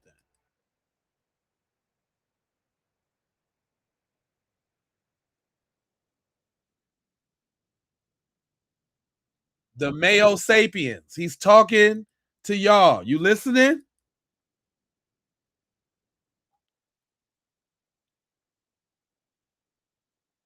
Do you understand that? So instead of coming over here hostile in the chat, maybe you should come try to learn something, make a friend or something. But go on.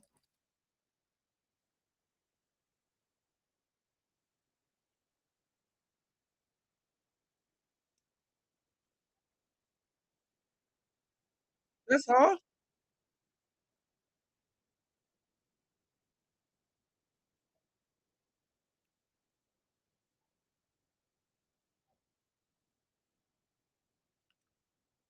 Or 1350, chimping out. What is it? Yeah, you know what y'all be saying, but go on.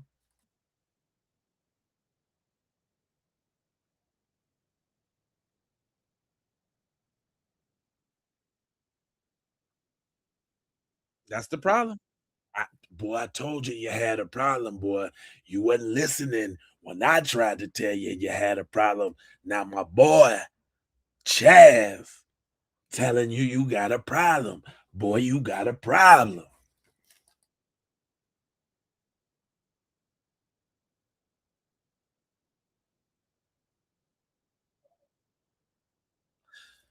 Now, see, Chaz, I got to tap your ass a little bit now, boy.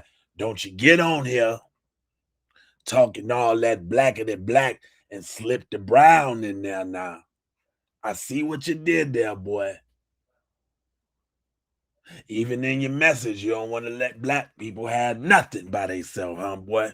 I understand, but go ahead.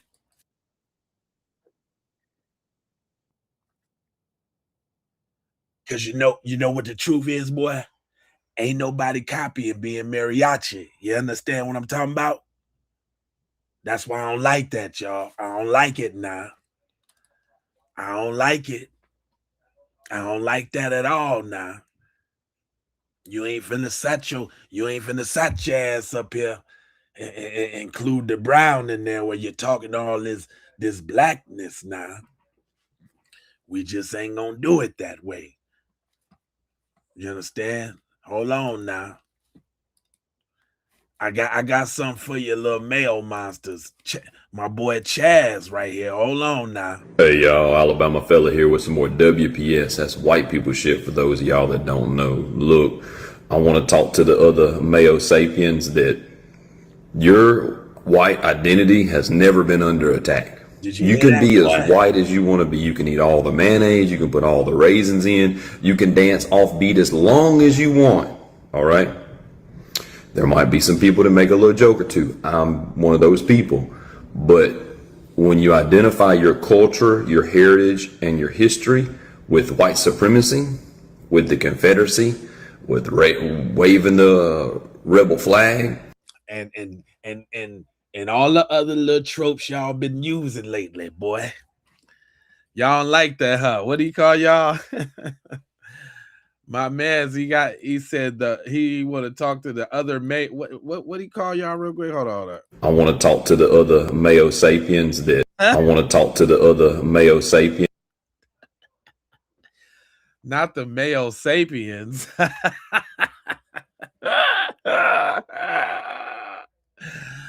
Listen, y'all listen up, you little Mayo sapiens. What'd he say? That your white identity has never been under attack.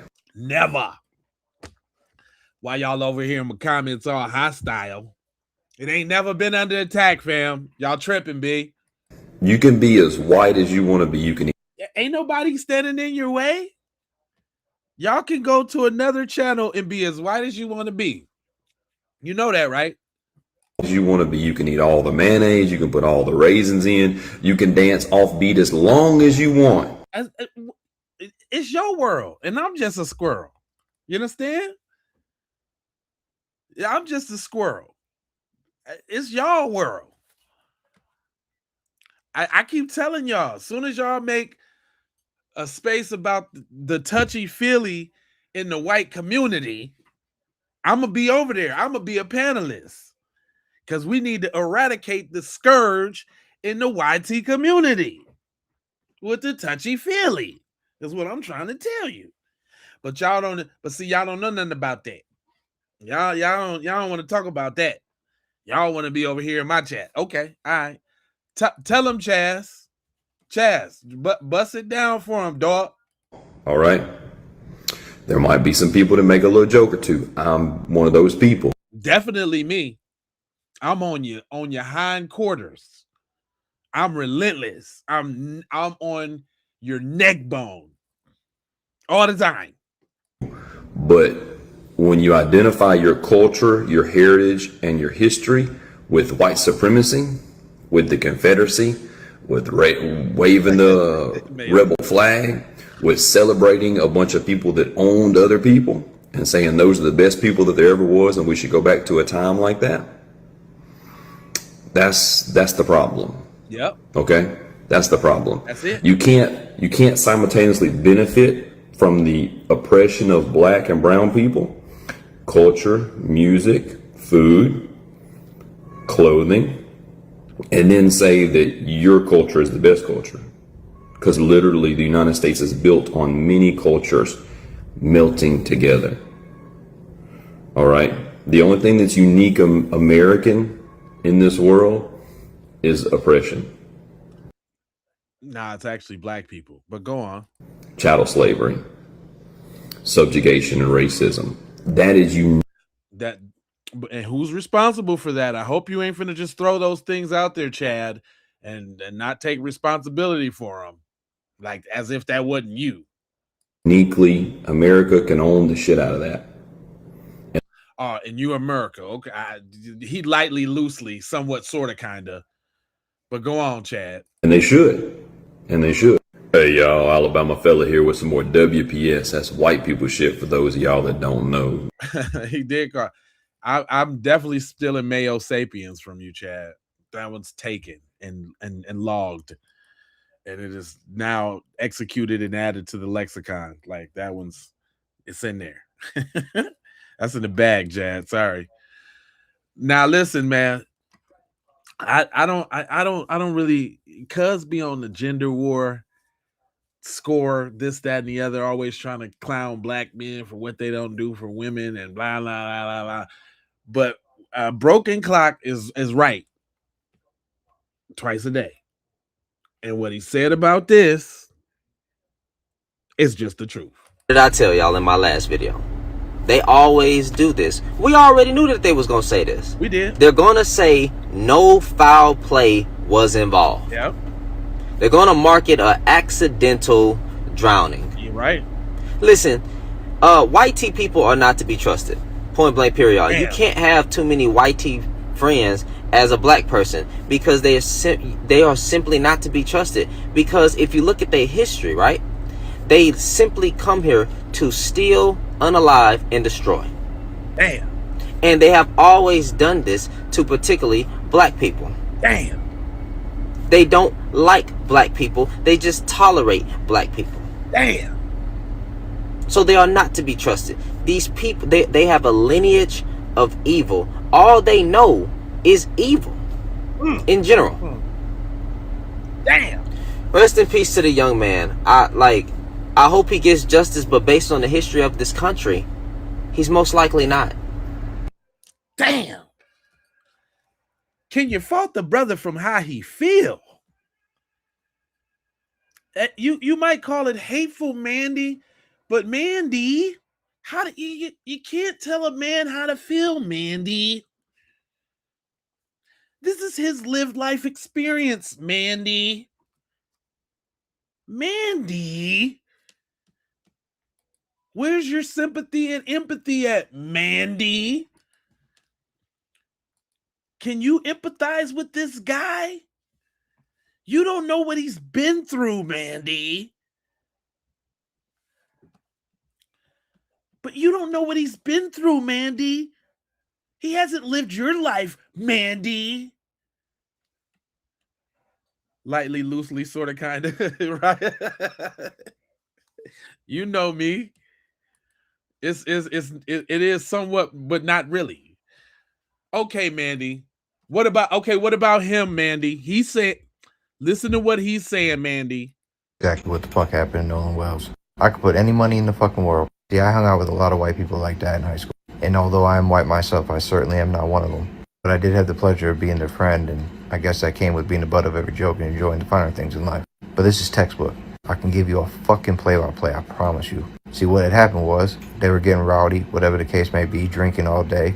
Something happened, malicious or not, doesn't really fucking matter. And those boys saw him take his last breath. I guarantee you that. They had an oh fuck moment, got scared, left him, drove the boat off, went home, told mommy and daddy. Mommy and daddy told him to shut the fuck up and got him a lawyer. It's textbook. Again, I saw this shit happen over and over again growing up. This is how they fucking operate every single motherfucking time. You wanna know what happened to Nolan Wells? Go ask some boys. Problem is now you gotta drag it through court because they lawyered up. But they fucking know. They most certainly fucking know. Usually I don't play a lot of cursing, but I mean,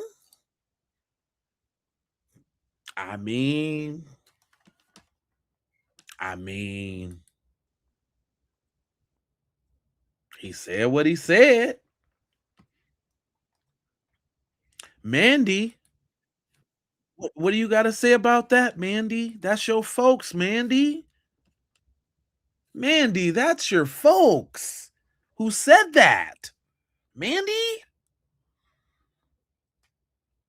Was he lying, Mandy? I'm not saying what you haven't experienced is real, Mandy, but I'm saying that you could not even possibly understand the experience of a black person's lived experience, Mandy. I'm saying, come on now. Who said that? Jay Great? Come on, Jay Great. Did he break it down? I ain't almost even want to play that one because it had the cussing but he said it like it's like he know. And think about this. Now think about this. That happened to Marky Mark and the Funky Bunch. He got into a racial crime when he was younger, and because his parents had some money, they was able to cover it up. That happened to I don't even really want to say that name because I don't the one that was married to the dude that got the Lewinsky in The Office. She did something when she was young and they covered it up. They all do it. What are y'all talking about? They all do it. If you got that paper, you ain't got to worry about it.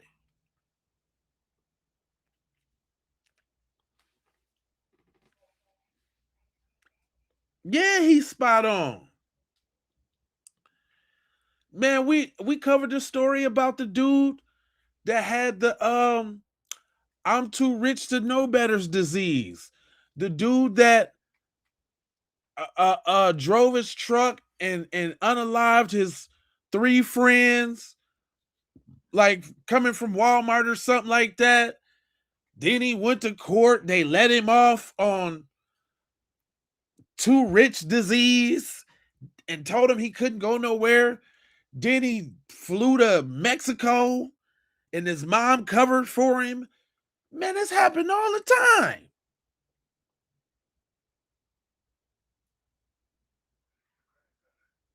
Affluenza. Thank you. Very smart viewers we got on here. The Affluenza team. Yes. Are you serious, my guy?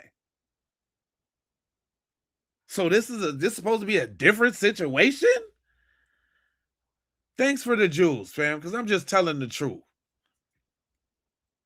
Naomi, I appreciate you now. Listen, you telling me somehow we supposed to believe all of a sudden he got a boat. They went to a secluded boat island. That alone, I don't know about you, when the last time you gassed up the boat and drove out to the island for the 4th. I ain't never did that. I don't know nothing about that. Okay? But I'm saying, you know how much boat fuel is, fool? You know how much it costs to fill the boat up and go out there and come on back? You know what I'm talking about? Come on, man. Y'all tripping. I think your boy right here had the golden answer for the whole day. Like he with the vulgarity.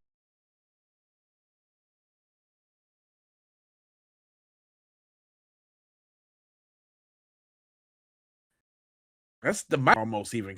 I don't even know who could say anything else past that. But it's a touching situation. We even got parents like, I could have been Nolan. You know, this Nolan Wells case just made me think, like, I'm guilty of it myself. I'm not even gonna lie to you. Don't lie. My oldest daughter, Chase, you know, is 16 and she has autism. She don't have no friends. I'm no friend. But my oldest daughter is 23. She's in an interracial relationship with a Asian guy. They've been in a relationship for 8 years.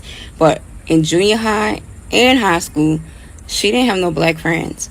I think she might have found some friends that are black in nursing school, but other than that, she never brought black friends home.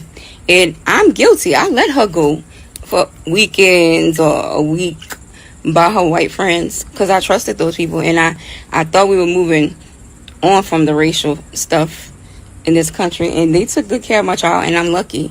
But then they got some evil ass people in my fucking comments. They not eat. See, soon as the critique or the criticism come, Now the people evil because they was probably telling you, why was you so carefree? And yeah, you lucky.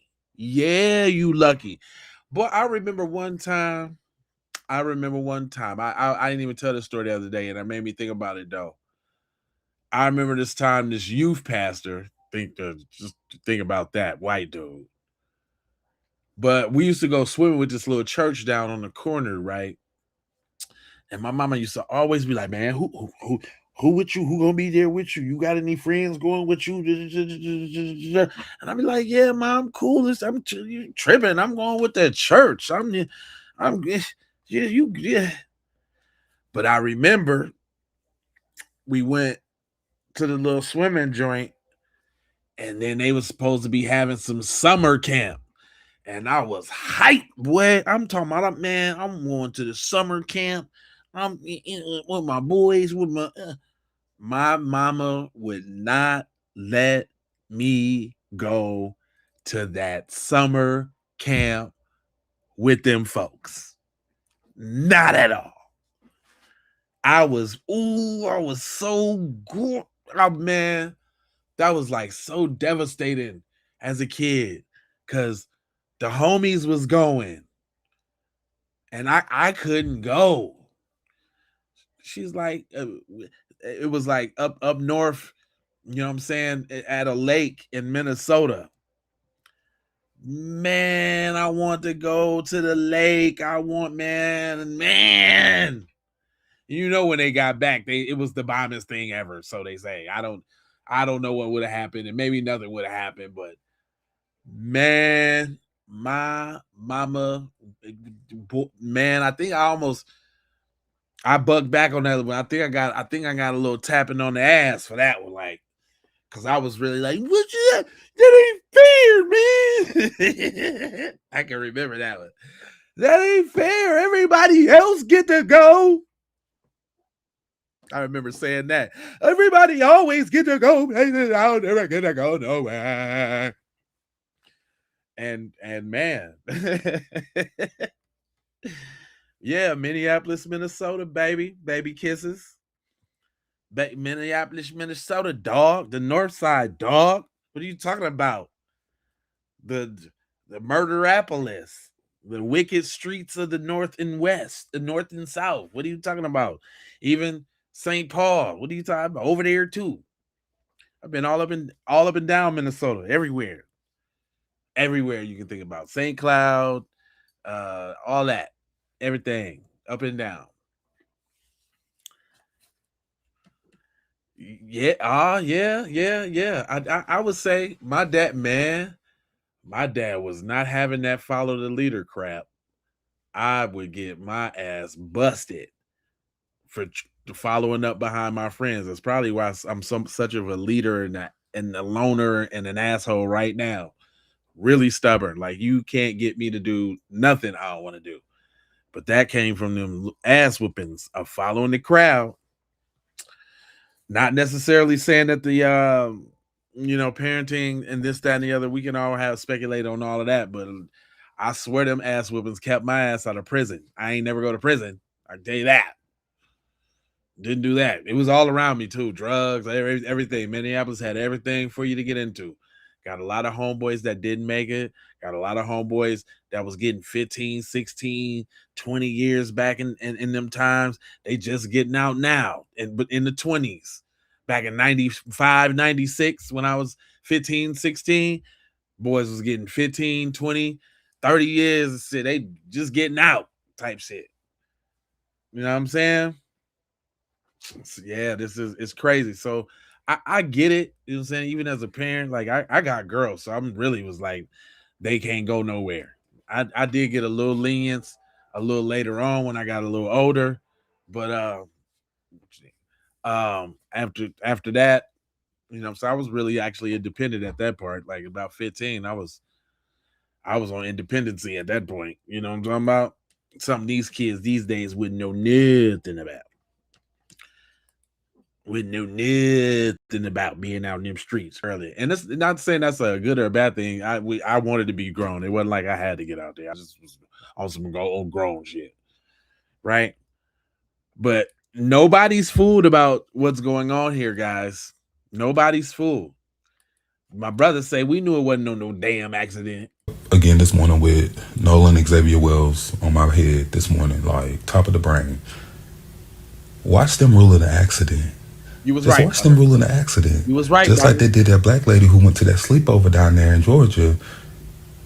I played this. I know it's old. I know we already know, but it's just the sentiment of the people. Like nobody was surprised, and that's the sad part, man. That's the sad part of being black in this country, man. That you can automatically expect injustice, and you can automatically expect them folks to be the dirty, nasty, low down devil people that they be, and that's the terrible part. That's the terrible part. Not Leon from Low Down Dirty Shame. That's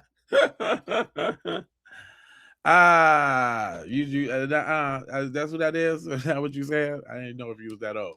All them Caucasian ass women, and everybody went to sleep, and everybody wake up, and she dead in the backyard, accident, and she had all kind of bruises from a fall or whatever.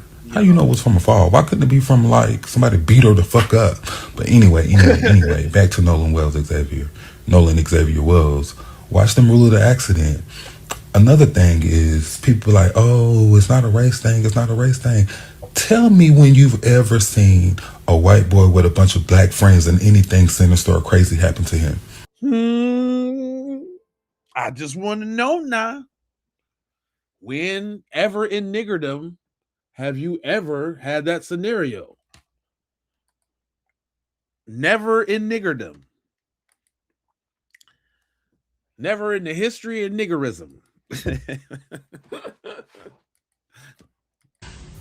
Never happens that way. Nope. If a white boy hang around a bunch of black people and they his friends, he coming home safe. He gonna go back home.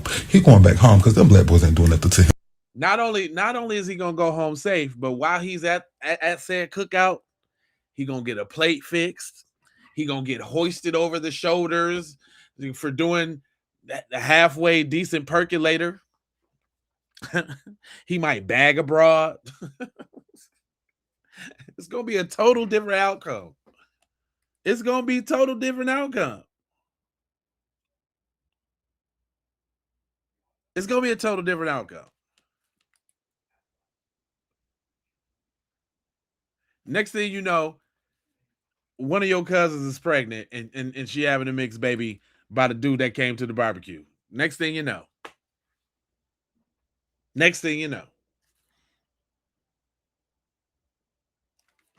Go ahead, tell it though. Man. I had to I had to get his video though. He had a lot of conviction. he had a lot of conviction with what he was saying. It was just it was the facial expressions for me. Cuz was real serious about what he was saying. Cuz was super serious. You can't tell him he don't know what he talking about, man. He said, this satanic thing, race only matters to you and I. It's a satanic thing. Race only matters to you and I.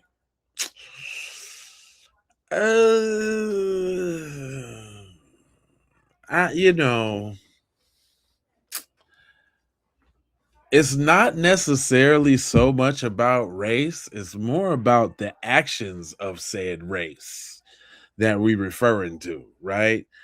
Because you can be a evil devil scumbag of any color, right? You know, we got some, we know a few, right? You know what I'm saying? We know a few. But see the thing about, thank you. I appreciate that. What did it say? Let him cook now. Let him cook. Listen, this is what I'm saying. Mic drop. Thank you. Listen. This is what let me finish this though. It's not about the race. It's about the actions of said race.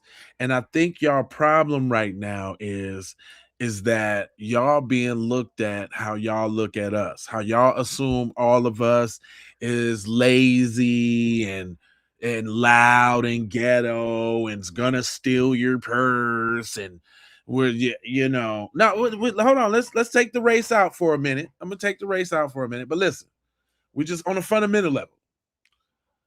What y'all are experiencing right now, actually, it's always been that way. It's just that we've been a little bit more vocal about it, and y'all ain't really never heard it like that. Like, dang, they really popping off at the mouth now. Like, they ain't scared of white people no more. Basically, I think that's really where y'all coming from with it, and it's a little foreign, right? It's a little foreign for y'all. You're like, man, like they ain't scared to make fun of. They making memes now when we die. Like we say the N word, and now they're ready to like just like tear our heads off. Like, oh my god, like these aren't the civil rights Negroes. Like, right? You had to suffer that one, Ryan. That's what's up, my man. Look, you're like, oh my god, like oh my, like they're talking back, like if you say the N word, like you gotta watch out for like those hands, bro. Like they're like, I don't know what's wrong with these Negroes these days, man. Like, and and it's just something y'all gonna have to deal with, right? Again, like I say most episodes, if I haven't said it this one, I gotta say it now. Black people, it's our fault. We was too cool. We was too smooth. You know what I'm saying? We was Nickelodeon. You know what I'm saying? Like wild and crazy kids. You know what I'm saying? Like, you know what I'm saying? Wonder Years. You know what I'm saying? Full House and shit. You know what I mean? Doug Funny. You know what I'm talking about? And we thought everything was cool. We thought the people that we grew up that was listening to rap like us and was playing WrestleMania with us and Mortal Kombat with us and on the skateboards and on the bikes with us, that used to build the forts with us in the tree and all that. We thought that they was gonna grow up and be cool with us. And not be like their parents, the ones that used to sneak off and come kick it with us. Man, my parents are tripping, man. They just don't understand, bro. And us as black people, we took them in. Come on, you can listen to this EPMD CD with me, dog. Put that Mortal Kombat 2 in there, dog. You know what I'm saying? We just thought it was gonna be different, and it wasn't. It wasn't nothing like we thought it was supposed to be. You sons of batches turn right out to be the exact people y'all used to seek refuge in us from.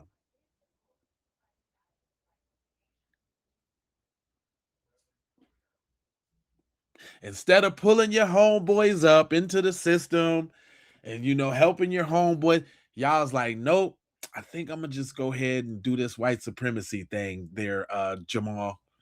It was cool, you know what I'm saying, when we was balling and we was riding bikes and shit, Jamal. But now I'm gonna have to just do this white supremacy thing, man. And you know, I really don't think Charlie Kirk was a bad guy, you know. I'm sorry, Jamal. I really I really don't think Charlie Kirk was a bad guy, Jamal. So now you and Aaron ain't friends no more and shit. You and Aaron ain't talked since high school. You since prom night that night.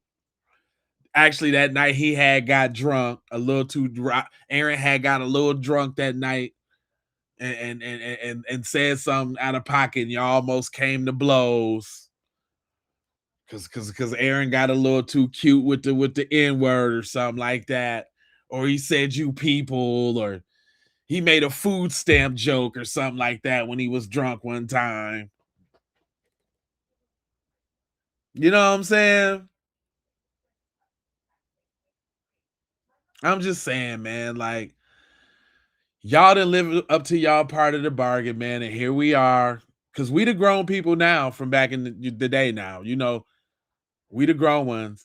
And y'all didn't hold up to y'all end of the bargain, man. Y'all came and suck refuge in your black friends, and then you went on to greater white supremacist pastures. And now you all corny and you wish that you could kick it with the crew and all of that, but now you just online saying dumb shit, thinking about the life that you could have once had lived if only you would have kept it real. You know, now you're a group of homeboys, all smell like spoiled squirrel ankle soup because they don't shower that much. And you know what I'm saying? Instead of listening to rap, now you listening to remixes of Leonard Skinner. Like, I mean, you know what I'm saying? I know it's bad for y'all. But y'all, you know, y'all still got a chance to change it, man. Y'all still got a chance. Y'all still got a chance, man. It's never too late to get your shit straight, man. While we over here doing this black empowerment thing, man. Y'all, you know what I'm saying? Y'all go ahead and do some soul searching, man, and figure out where you went wrong with your black friends, man. You know what I'm saying? You had them. All y'all had them. I bet the ones that's in the chat, they had them the heaviest. And they can't understand why Jamal. Listen, Jamal. I like Trump, bro. I like Trump, bro. But you're still my bro, even though you guys suck up all the food stamps and you do the DEI. That's why we can't be friends with you, Aaron. Aaron, we can't be friends with you because I'm going to knock your ass out, Aaron. Aaron, I'm going to knock you smooth the fuck out, Aaron. That's what I'm going to do, dog. So I can't fuck with you, Aaron.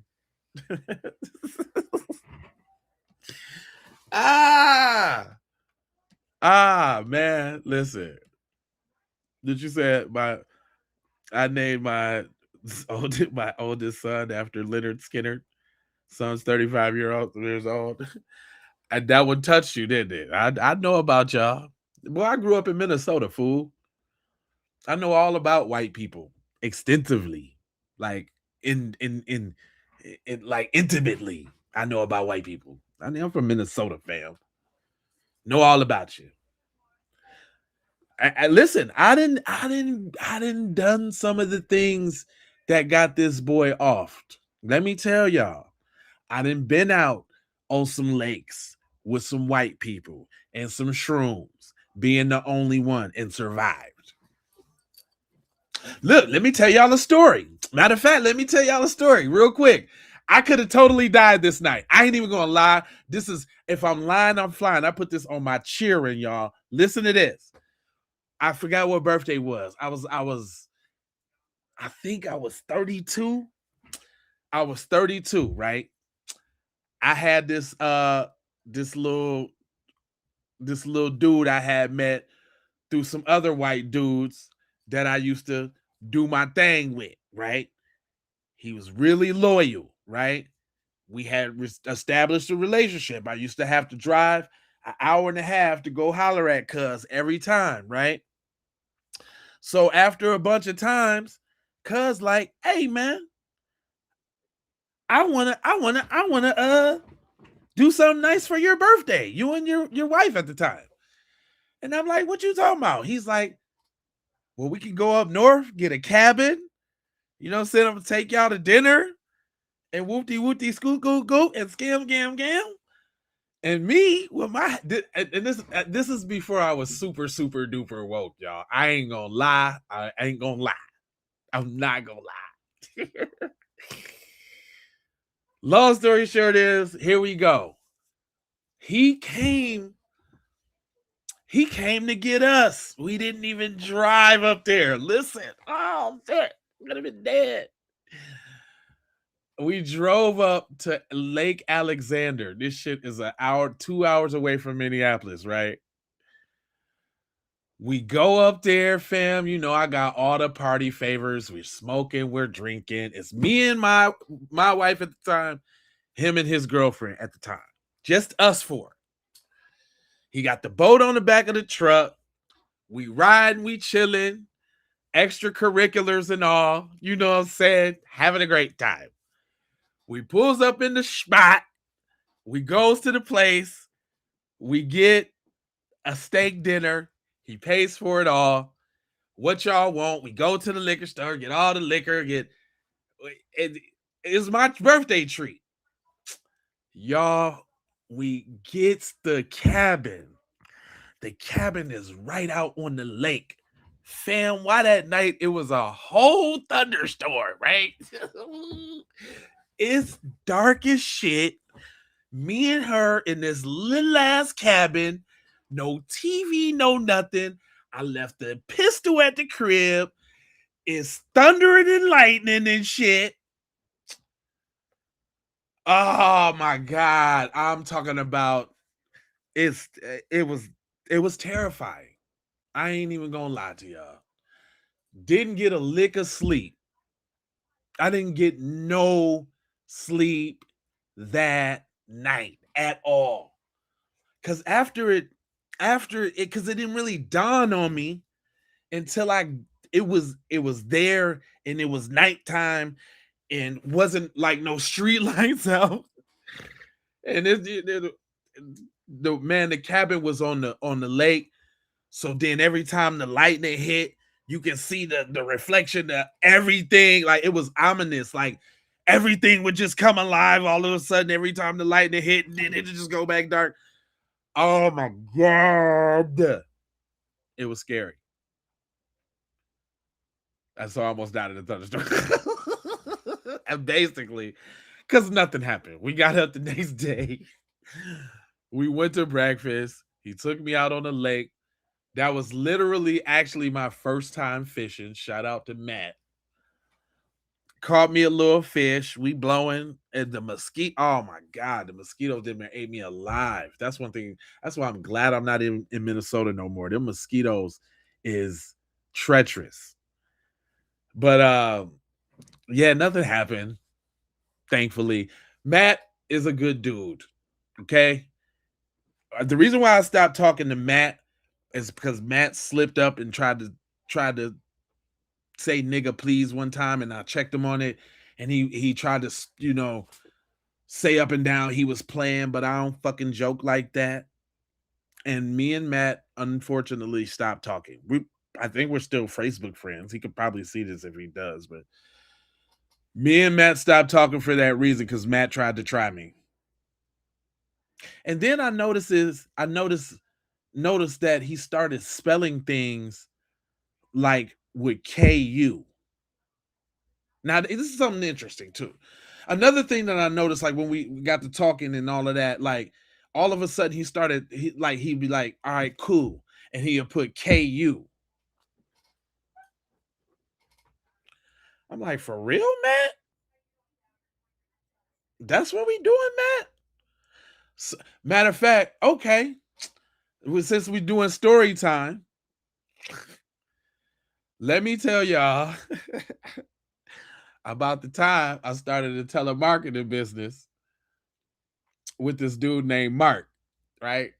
That I met him at this telemarketing joint. This is my own personal testimonies on why I don't really trust them folks like that, right?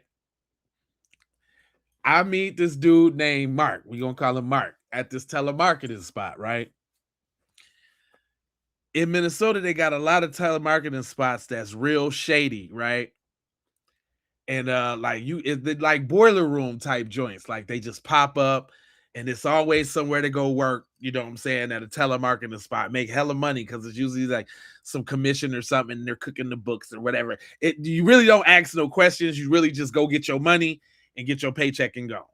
And Lord, forgive me, because I remember one time I was working at this one, they was putting up y'all remember Craigslist? Y'all remember Craigslist? I was working at the spot that used to put up ads in Craigslist, and like we was the number that they would call in, and it was like our job to sell them a pre-foreclosed like listing for a housing, but they was really thinking that they was oh man, I done been there. But anyway,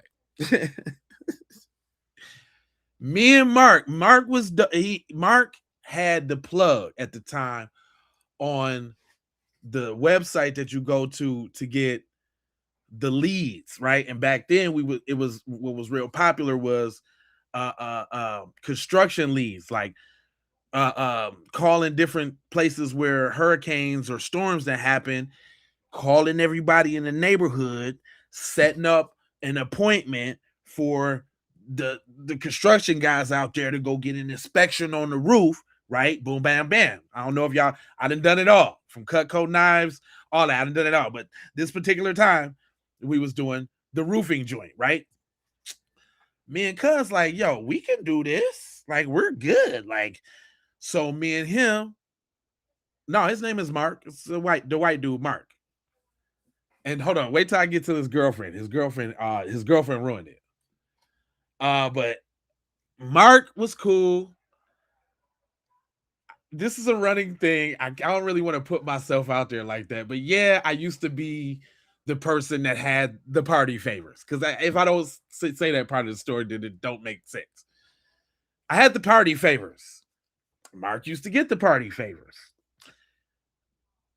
Mark used to get so many party favors. I was like, man, where you get this money from? Whoa. I do this. I do that. I had the computer knowledge. I knew how to build like computers from scratch. So I would go to the Goodwill and whatever, and put computers together, right? So we got a little makeshift call center down in the basement. Couple computers, me and him, leads, you know what I'm saying? We getting it in. I'm talking about the money is great. The leads was $125 a piece at that time. And all you got to do is call the homeowners in the area, verify the address, verify they got insurance, ask them where the damage is, boop de bop bam bing bing boo boo. It was like a 4 or 5 minute call and $125. It was phenomenal. So me and my mans, we mashing to get our ration. Now, Mark used to be a heroin addict. Mark was on Suboxones trying to kick that. If y'all don't know what Suboxones is, they these little orange joints that's supposed to be some alternative blah to skip a wee woo woo. Mark had a girlfriend named Jessica. And Jessica used to, man, run that dude around like a little puppy, man. Like man, okay, Jessica, Jessica this, Jessica that. And him and Jessica used to sit up in the crib and get sky high. When I say sky high, I mean, I ain't never seen nobody pop 4 double stacks at one time and be totally fine. I mean, of course he was gone, but I just thought you would die if you do 4 double stacks. If you don't know what I'm talking about, whatever. I just thought you would just die. You just be dead. Like matter of fact, his max was 5. Matter of fact, one day, fucking around with him, I could have died on this one, I guess. He did 5. I called myself doing 3. That was like the worst day. That was the worst day. That was the worst day, trying to follow up behind them folks. But anyway, me and my brother goes out of town one time. Now, mind you, we on the phone. What's up, Solstice? This is story time. One time, we on the phone, right? Getting it in. Money. I think I got like $1,700 for the week lined up. And I went to Atlanta with my brother. So I'm like, you can Western Union me or whatever it was back then, because it wasn't no this, that, and the third, right? So I'm out of town, I'm kicking it heavy because I know I got the spread coming. I'm wilding. Boy, I gets the Union and the union's only like $800-900. And I'm like, Mark, man, what's up with this shortness in my green, player? Oh man, a couple of the leads came back and a couple of the woo woo woo woo wham wham whams. And I'm like, oh shit. Is Mark marking right now? Are you? So anyway, long story short, I get back.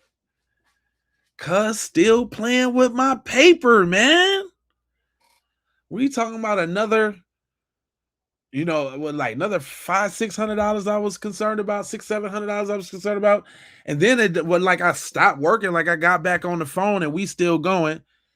And Mark unfortunately had control of the account because Mark had the website and access to the leads. I don't know if y'all know what the leads is, but you got to pay this website to be able to go on there and reference people in a certain area of a certain income, you know what I'm saying, in a concentrated area to be able to call them and reference them, blah, blah, blah, blah, blah, blah, blah.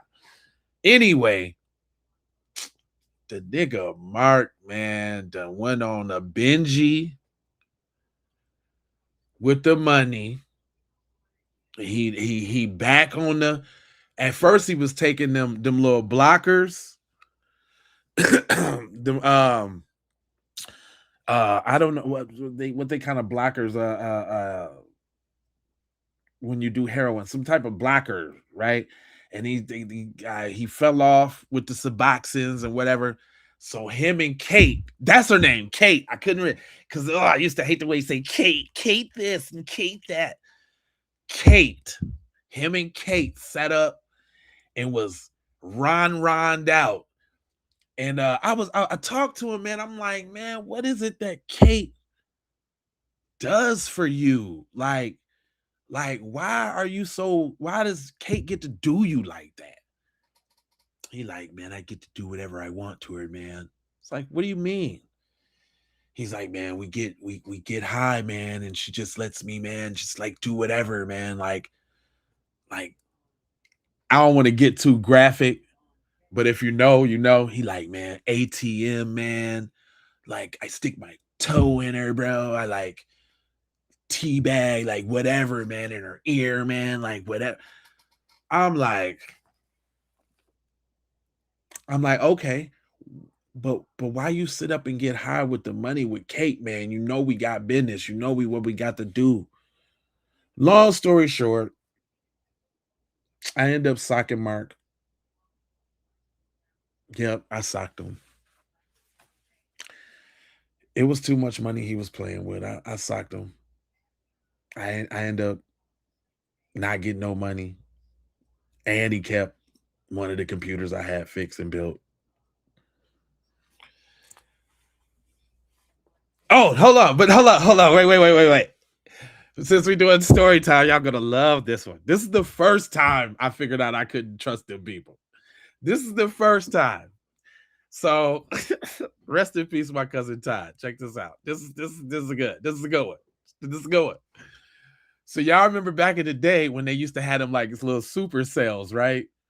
At the stadiums, right? In Minnesota, it was the Metrodome, right? It was the Metrodome. And when I mean the super sales, I mean where they used to have all the bass, all the speakers, all the speaker boxes. Then they used to have Tommy, Jabot, Carl Kanai, Woo-dee-woo, right? Jinko. Like they had everything, right? Right? Check it out. Boom. My cousin Todd, rest in peace, come visit me in Minnesota from Gary, Indiana, right? It's my big cousin Todd. I look up to my cousin Todd. He's cool. He's the cool, right? He up there for the summer. He like, I need to get some paper. So he got a job out the wanted ads for, a salesman at the super sale. This is back in the day when you can go on the wanted ads and get a job, get the job. They ain't check no ID, birth certificate, nothing. I'm following Big Cuz, so I'm like, hey, Cuz, I want to work too. He like, you too little to work. I'm like, whatever. I got hustle. Yeah, you from GI? Not Glen Park. My grandma used to live on 4246 Georgia, right there by the IGA that burnt down there. I know all about Gary. I used to go every summer. But anyway, back to the story. And that's where he from. He used to go to Lew Wallace. The cousin I'm talking about, he used to go to Lew Wallace. His name is Todd. Very popular. He used to drive that Monte Carlo with the hammers on it. Anyway, I know I'd be vivid with the shit, but anyway, Todd come up there for the summer, right? He goes down there for the interview at the Metrodome. I goes with him. I didn't convince him to go with him because I think I had to show him where it was at. Because the bus system or whatever. Because we like when we was kids, we used to taking the bus everywhere. We used to take the bus over an hour and a half, 2-hour ride out to the Mall of America. Like we lived on the north side of Minneapolis, and the Mall of America was on the south side of Minneapolis in the suburbs. And the bus ride from where I live to the Mall of America was 2.5 hours. It was the funnest bus ride there and back too. It was a 2-hour ride there and back. But we used to do it when we was kids, especially when it first opened. It was cracking. Anyway, long story short, we get the job. I get the job at the Metrodome. I'm Tony too young at the job working. First day, great. They had him over there in the speaker section. They had me over there in the clothes section, right? So I'm working with Habibi and them. I guess my job was, to fix the clothes. Brooklyn Center. Oh, that's what's up. I went to Park Center for a little stint in my little 10th grade. I was a Park Center pirate for a minute, for a little second, little shaky. Cause my job was to fix the displays. Now, mind you, I'm 12, 13, 14. I can't be no older than that. Because I don't even think I was in middle school. So I think it was like 16. I think it was like 6th grade. I was in middle school, 6th, 7th grade, one of the two. So that's 13 or 14. Todd was a little older. He was like 16, 17. Right. So he was able to kind of get a job. He had ID and all that. He had been working and all that. But me, I got my little ass down there and I'm getting it in. I'm making me some paper, right? Talking about taking lunch breaks and all type of shit. First job, right? My first shit. First day is cool. We get off, hard day's work. They pay us cash. I went home with about $60. Boy, you couldn't tell me shit, boy. I had $60, nigga. What? But I had already been making money though, because I used to clean up my apartment building, man. I had took the cleaning job from my mom in the apartment building. That's another story. I'm gonna tell you that story. That's how like I knew I was like a straight hustler though. Like I used to. Anyway, let me now get off the story. Wait. All right. So we go to works the next day. We in different sections, mind you. I'm down there in the Carl Kanai section. Boo, boo, boo. The Jabos and all of that, right? I don't. Oh, okay. Some niggas had asked me.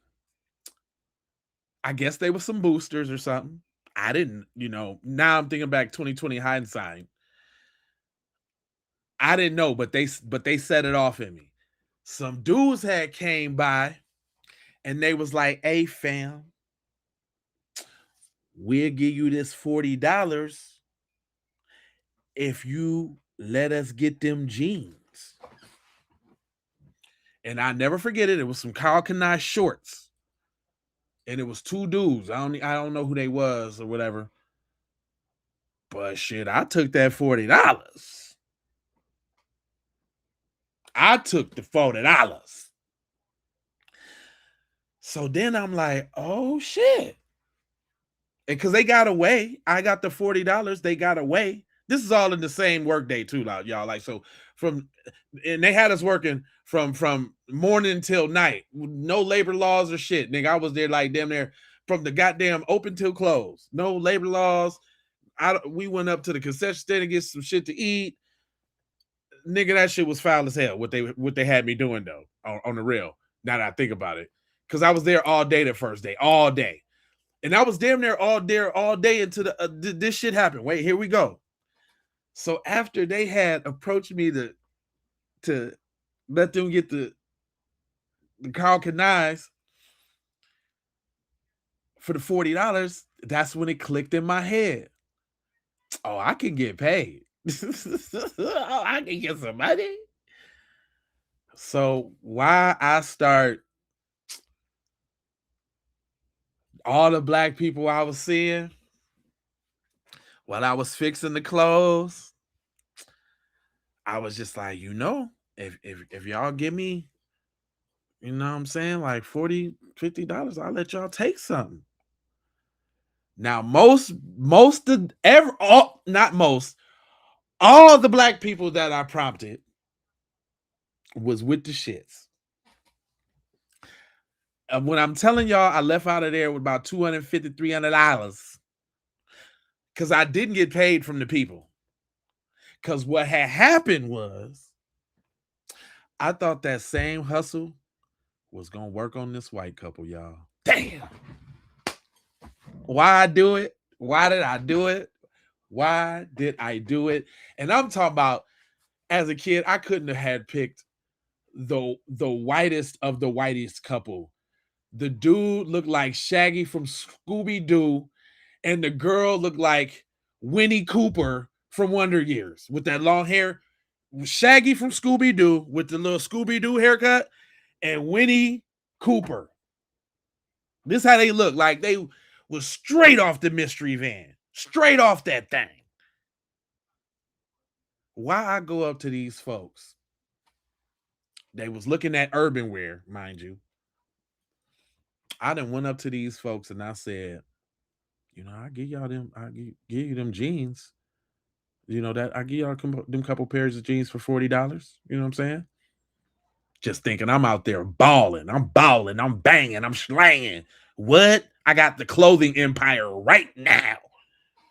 Nobody's the wiser. What are you talking about? Man.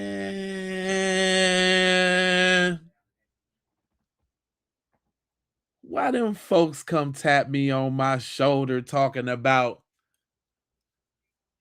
you gotta get up out of here. You're stealing, you gotta. I was like, I ain't stole nothing. What y'all talking about? Look, that's the only time a nigga could be like, I didn't do nothing. Cause I showed did some shit that time. I ain't do nothing. What you was talking about? Boy, they must have tapped me on my damn shoulder and kicked me out that joint, man. I had to.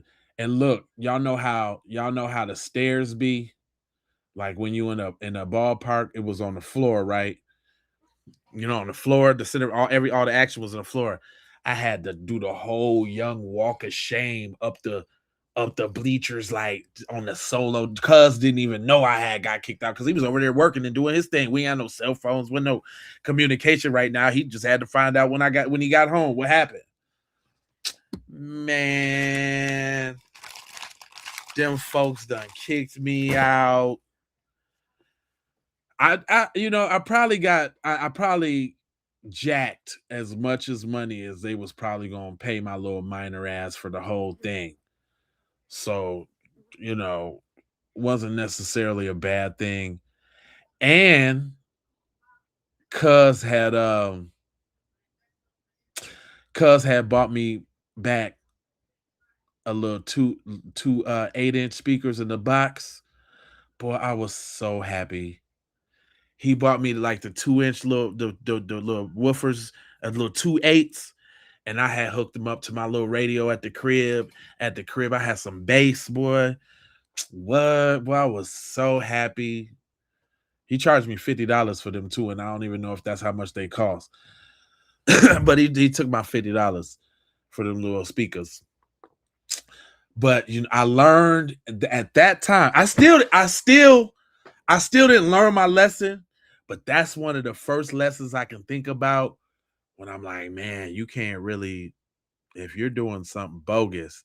I didn't learn it just then.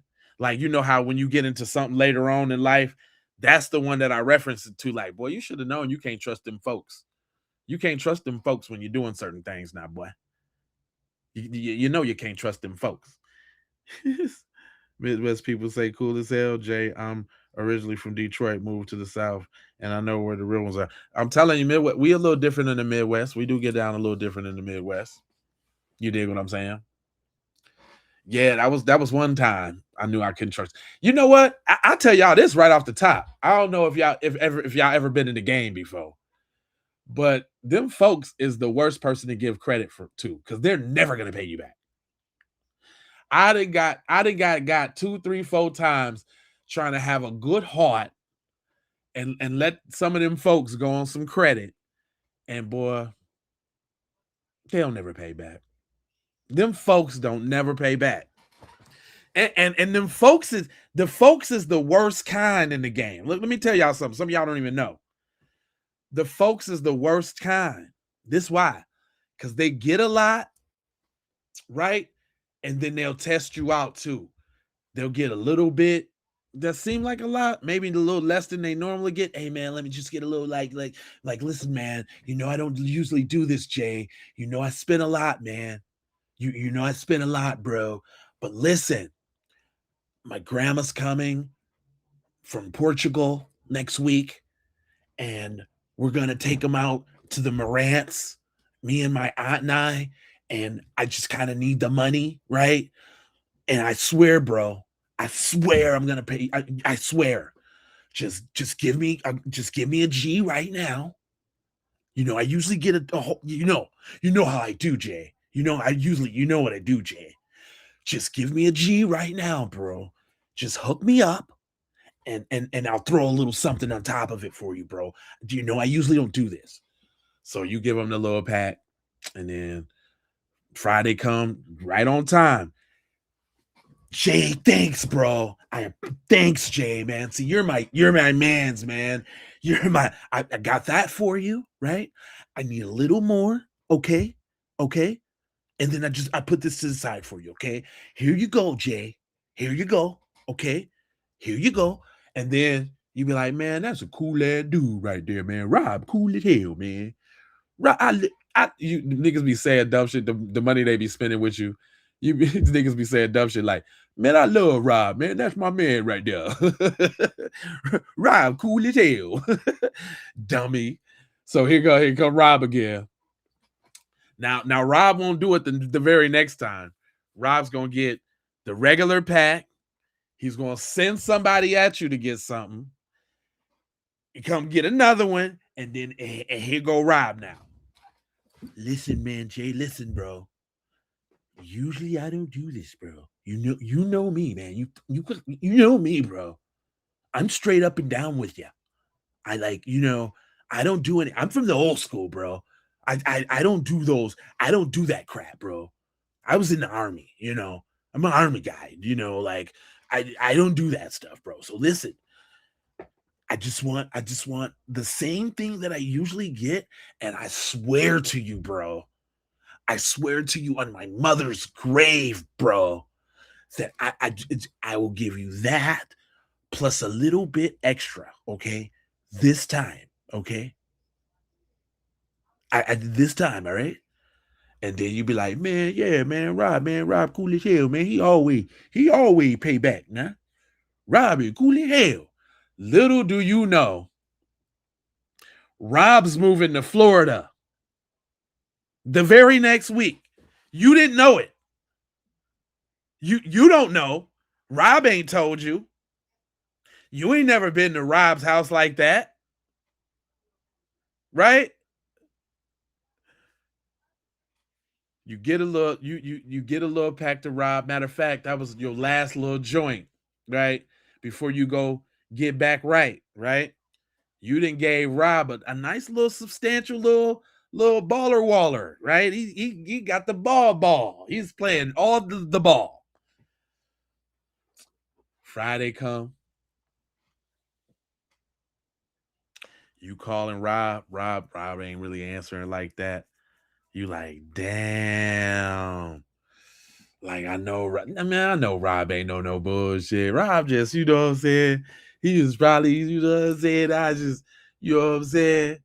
I'ma just hit him up later.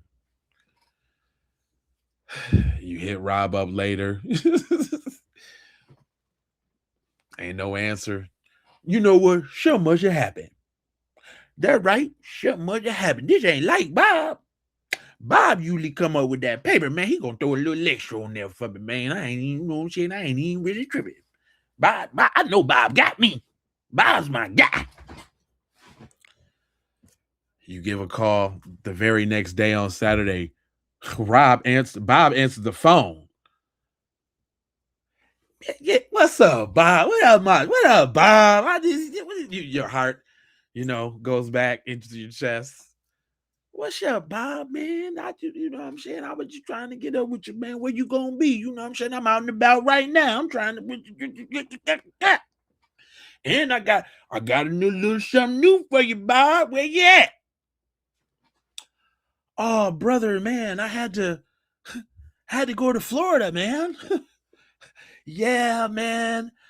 My aunt, bro, she's going through leukemia down in Pembroke, man. And yeah, man, I just had to pack up the station wagon, man, and just tell it on out, man. I left the apartment, man, and yeah, man, I just gotta go take care of her, bro. But listen, Jay, when I get down there and get all settled in, I got you, bro. Man, you be like, what, Bob?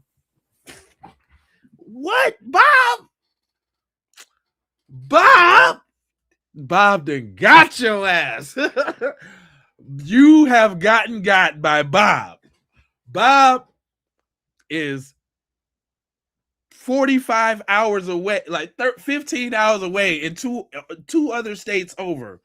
You will never see Bob again. You got his number, but what can you do about it? What can you do about what can you do about Bob? You bow out gracefully and never call the number again. By the way, you know that's a true story, right? His name wasn't Bob, but he sure did me like that too. He did me. He just really, really did me. One time, man, there's all type of stories when you're dealing with that lifestyle though. One time, I had this another, and we talking about them folks too. Because that was my thing. I did discriminate when it came to that. I ain't really like messing with my folks, you know what I'm saying? Because my mom was on drugs and all of that. So I ain't really want to do that to nobody else's family. You know what I'm saying? So I used to just deal with them folks. And just so y'all know, I always tax the folks too. Like that was like my form of reparations. I don't care what I paid for it. If you want it, it's gonna be a little extra. You just gotta know that. Hey, that's just life. That's the way it is. But it's kind of like a fee for having to connect to the black guy that has the stuff. Right? But I had this lady, man, she was going through this lady was in treatment. And again, she had this kind of blocker that you have where she couldn't do the ron, but she was messing with the glass though. I don't know if y'all know these terms. I can't really explain it to you like that. But she was on the blockers from the ron, and she was trying to get the windows. So I'm over there bringing the windows. Her and this little dude that she met at treatment, they both own the blockers. Yeah, it's been a long time. These is old stories, fam. This is way back, boy. Back in the time. But this also is to say that we all change, man, and that's why I'm not judgmental, and I'm never gonna look down on somebody for getting how they live because they ain't giving us all the opportunities to get it. You understand what I'm saying? It's just that I can walk in a whole bunch of other people's different shoes and understand where they're coming from, right? But Shorty, she had the shorties, they had the shorties, and y'all know y'all know if y'all ever been in that lifestyle, y'all know when y'all go to their crib, the crib is always nasty. The Pampers are always filled. The noses are always snotty. The feet are always dirty. They're always a video, a DVD or a video on the front room with the cartoons on, right? And then they ushering you in past them, either to the bathroom or the room where they trying to do whatever they said doing away from the shorties. Unfortunately. But this lady, she got me good though, man. She would pay in advance. I learned all this. Boy, ain't nothing you can tell me about sneaks, about nickel sneaky sneaks, nickel slickers. I didn't been through them all. You learn this stuff by failing. These ain't all success stories. I got. So I'm telling you my vulnerable. I got. But listen, she used to pay in advance. That's what I say. Hey man. And dude, I'm P-Winkle. I'm Shorty P-Winkle with the stories I'm telling. We all know that there was other people that was heavy off in the game. I was never a holder. I was always like a middleman. Like I would never have anything, but I just always knew the homeboys to go get it and bring it back. Go give it to me. I'm gonna bring it to you. Or no, my thing was give me the money. I go get it and bring it back. That way, ain't no bugs yet. You know what I'm saying?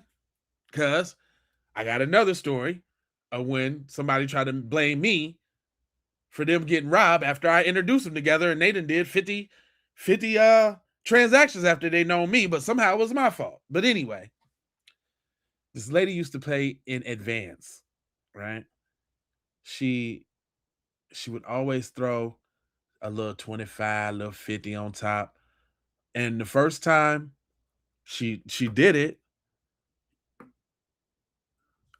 she didn't say nothing about it. So I'm thinking like, oh, Shorty must be she high. She just giving out extras or right, whatever. So I'm like, okay. So the first couple times she was doing it but didn't mention it. Then the third time she came with the short money. And she was like, well, Jay, I always give you extra, Jay. Like you can't, do this for me. This is one time. She always used to talk like she was super tired. Like she was always like, Jay, I give you extra money every time, Jay.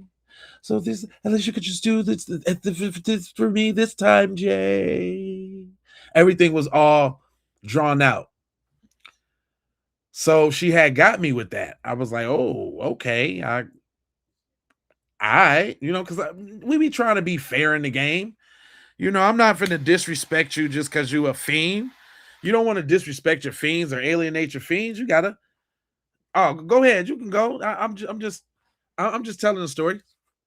I said that if I reach my goal in a certain thing, then I would do an extra hour stream. I was going to do 2. I'm going to 3 because I had set a goal. Matter of fact, y'all see that goal. I had a couple people sprinkle me, and I appreciate y'all. But y'all see that goal on the super chats. Go ahead and do the goal. You know what I'm saying? Now I gave y'all the extra for the free because I just wanted to test out if I'm actually able to tell a story. But anyway, she gave me the extra money. Came back the next time. She wanted me to give it to her for the show money because she had gave me extra time. Now, I didn't know that was the manipulation side of the game and the overlay for the underlay to set me up on the woo wop later on in the game. So then after that, she didn't come back short no more.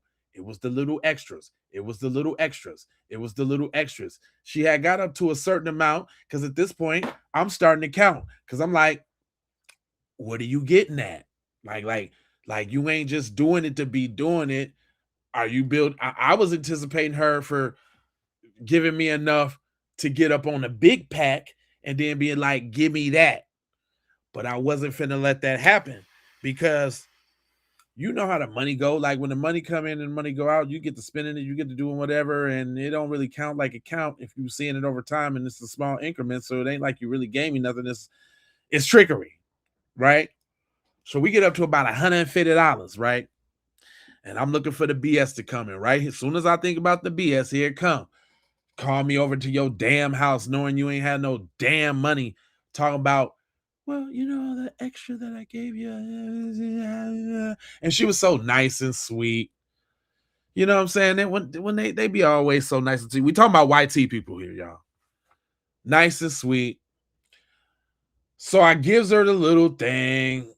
I think this was around the same time as dude that went to Florida. I ain't even gonna lie. Like, I didn't even learn my lesson in this certain little game, because actually I was a little new to this game. I really never dealt with the windows before, but my man's had a plug. I was just trying to get some money. You know how I go.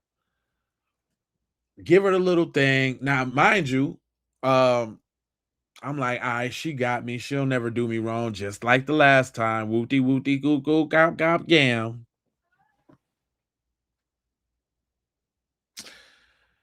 She calls me over there yet again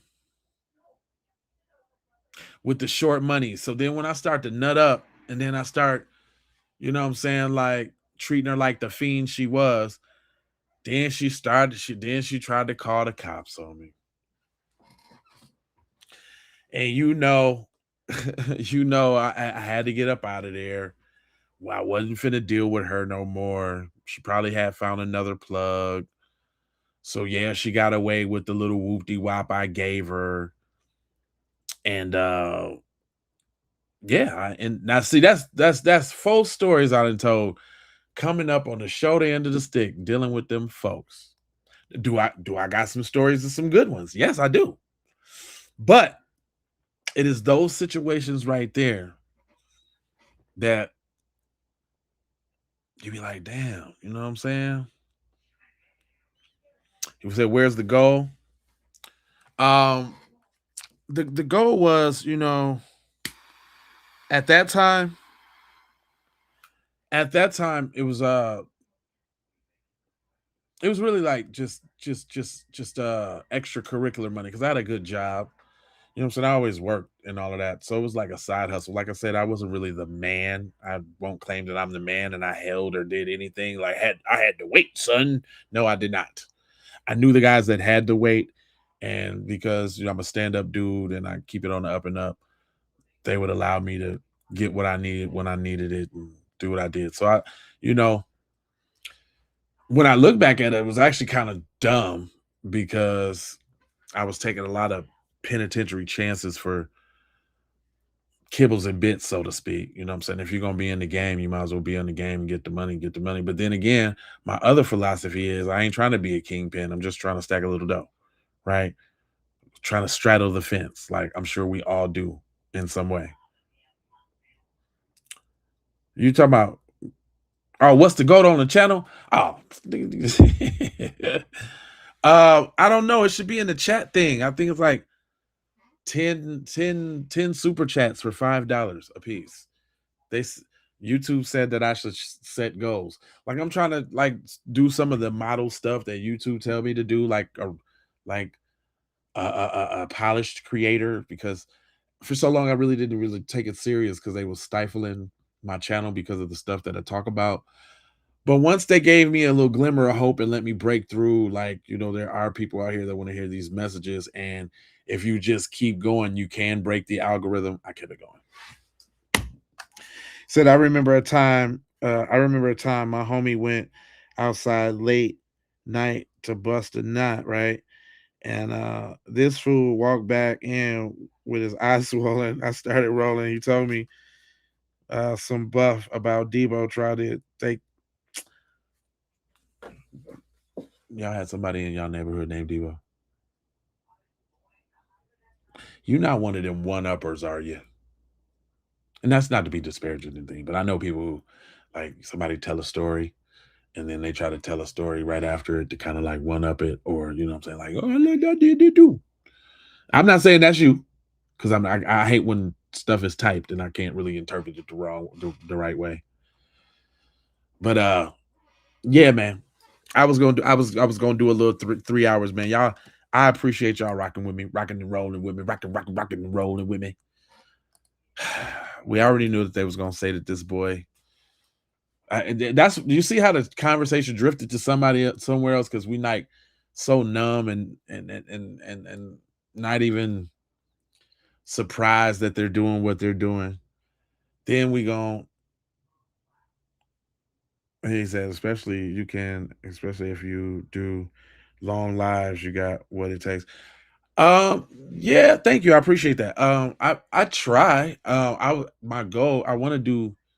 I've been thinking about it. I did it the other day on some BS, but I did a 7 hour long live the other couple weeks back where I was reviewing the George Floyd footage, and it didn't really necessarily do what I thought it was going to do, but I thought it was more or less because of the time.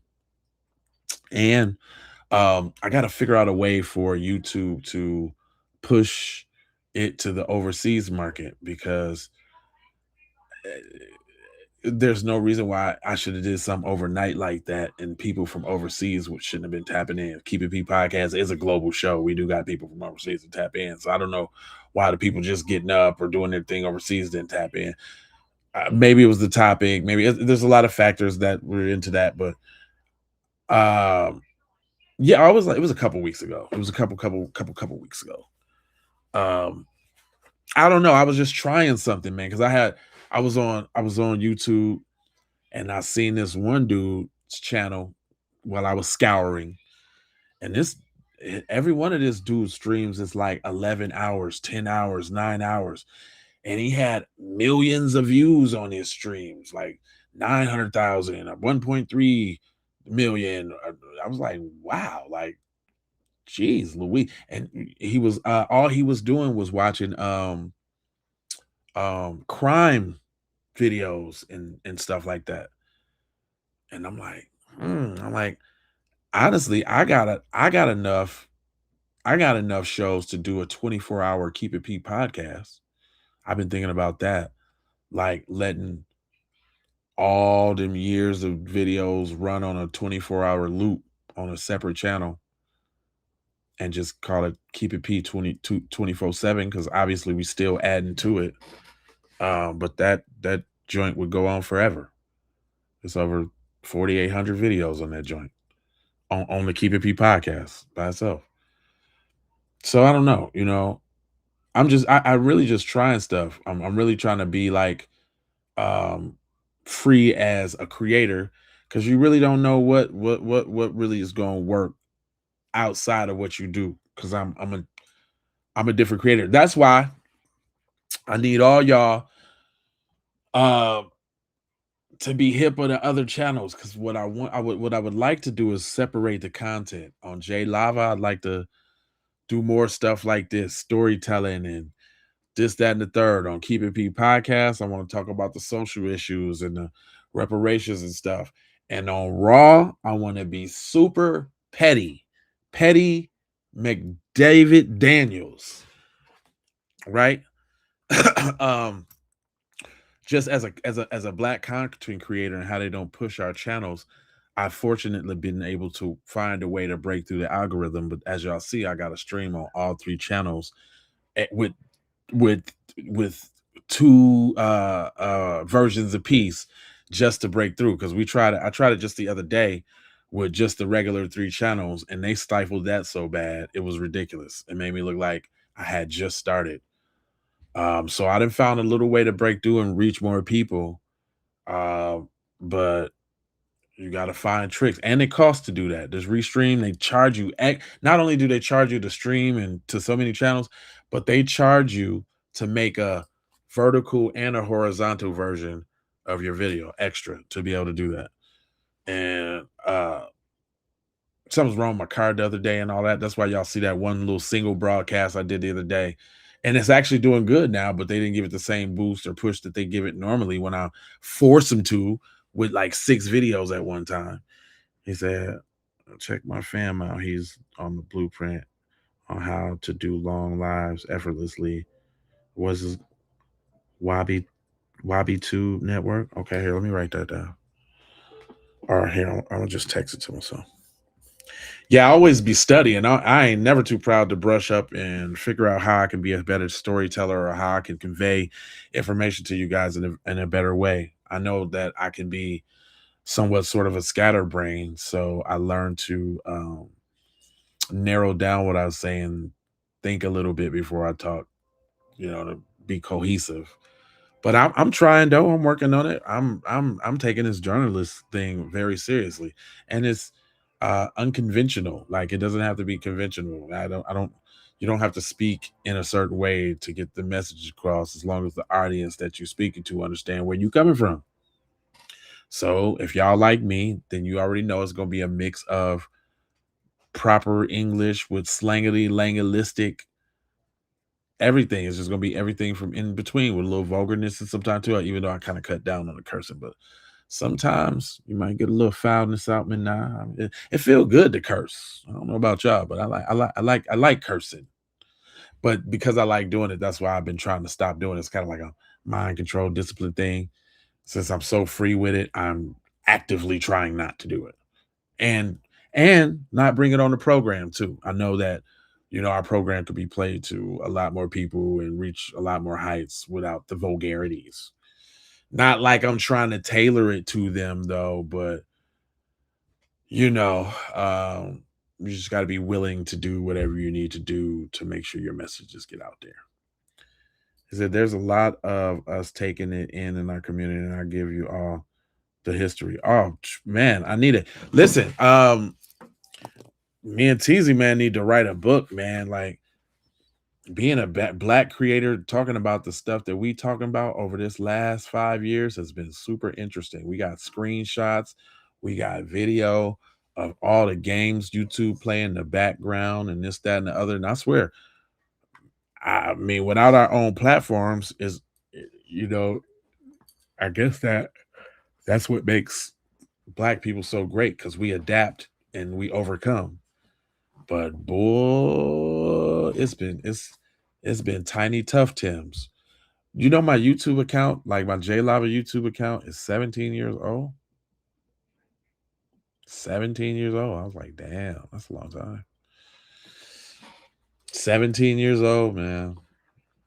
And I didn't go viral on that channel until 2018. So from 2009 to 2018, nothing. I ain't go viral overall as a whole until 2018. It took me that long to go viral, and not necessarily with what I would like to have gone viral for. Now I've gone viral with things afterwards, you know what I'm saying, on my own volition, but you'll never know what it is that'll make you go viral. It'd probably be the most the thing you least want to go viral will go viral, and then that'll be stuck to your name, and then you'll think that's your identity, and you got to this, that, and the third. It's crazy. And how they do black creators. When my video went viral, fam, I don't understand how my video and all of that was on TMZ and all of these places and this, that, and the third. And me and my mans didn't end up at Coachella like the yodeling Walmart boy, because it was the same time, same month. This dude yodeling Walmart, he everywhere.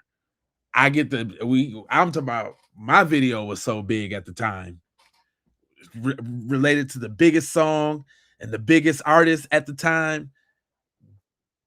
That joint was off the chat, and I'm gonna tell y'all what it was, y'all. I'm gonna tell y'all what it was.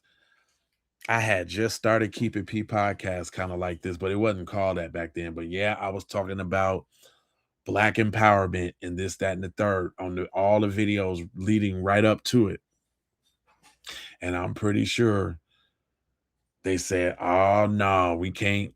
He's one of those militant black guys. We can't deal with him."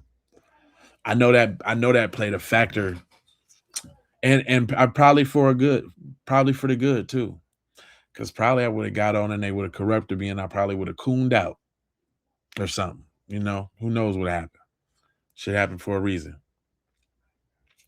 But that viral taught me a lot. That if any of y'all, if y'all trying to do some YouTube or anything like that, I'm willing to help anybody, and I'll be on y'all channels Especially if I rock you. I'm finna subscribe. Like I'm subscribed to y'all channels and all of that too. If you ever put something on, I'm gonna be the first one to watch it, the first one to comment, put the like up there. I do share the same energy that I be wanting from other people, just so y'all know. He said time is a factor, just gotta know the right tools. Yeah. Yeah, with the invented AI, it done made my production and me putting together a show and or a broadcast, should I say. The AI was like the best thing spoken. Stuff like this, like we didn't have Restream doing all of this back when I started about 5 years ago. Matter of fact, we had started with Restream when it was kind of bogus, and we worked through it for the whole 5 years. I was just looking at all the invoices, like, damn, you didn't pay $50 that many months for 5 years. Sheesh. I need a discount, Restream.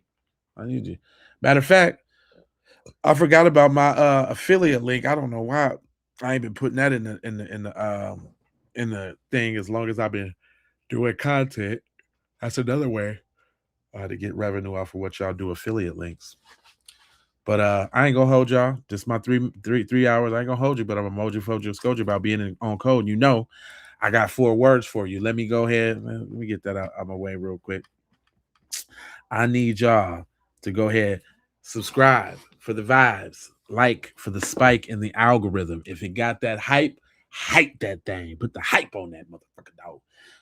Damn, why I say that at the end of the video? See, I just learned like you need 2 minutes in the beginning and the end of the video without any cursing in it so that they don't block your revenue. So now I might have to Tommy bluff it out for another 2 minutes just to be sure, because I want to make sure I get my ad revenue. You know what I'm saying? Thank you. I appreciate you. This YouTube game is crazy, man. I can't, and it's crazy. The crazy part is that we got to go through that. Boy, you could be a mediocre YT boy talking about sunflowers, and you will have 1 billion subscribers, and you have 1 billion subscribers and all the endorsement deals tomorrow. It's just the reality of it. So what that do? That makes us work and grind a little bit harder and become real deal. I gotta be good. Thanks, sis, but I gotta. You know how it is. We gotta be 10 times better. You know what I'm saying? I gotta have a format on my channel that works. I gotta be able to not only just play a bunch of videos like I see people doing, but be able to put them together cohesively and tell a story and make a point. You know what I'm saying? It ain't easy being cheesy. You know what I'm talking about? But if there's any of y'all out there thinking y'all want to do y'all YouTube thing, you know what I'm saying? That's what I mean. Go to the Facebook. Go follow me on the Facebook, on J Live on Facebook, or the Keep It P podcast group, which is closed, by the way. So you can post and say what you want to say in there without it. It's private. It's not public. And I'll accept you on the Keep It P podcast side of the game. But yeah, I wanted to make sure that was private so we can have our own set space. But J Lava on Facebook, on the TikTokers, we've been over there a little bit. Matter of fact, if I'm not mistaken, this is not this broadcast, but we usually be streaming on TikTok. But what I don't like about TikTok is it don't like necessarily let you see the streams once you're done streaming. Like once you're done streaming, the stream just kind of disappears. It's kind of like it's whack. I don't know. And plus, I don't get any of the interactions from people over there. Like they don't, like the TikTok don't come up in the chat like that. I don't know. That's another kink that needs to be worked out. But other than that, man, what you say, cuz? Yeah, that's why I appreciate you. Keep it lit and bring the heat. Yeah, I appreciate you, family, for real. I do got a sort of kind of passion for this. I'm a Gemini, fam. That's what I do. I talk a lot. I just figured it, found it out in life and brought it all the way about. I tried to rap, I still spit a couple bars and all that. Very creative with the music and video and film, but somehow this was the part that I was avoiding because I'm kind of recluse. I'm kind of introverted. You probably can't tell by the way I do my podcast, but I was always scared of this, all of this talking. But over the years, man, here I go, man. Here I go, fam. And for a long time, they wasn't even thinking about paying me. Like I just got a taste of what some ad revenue tastes like, and coins, and I ain't never had none of it.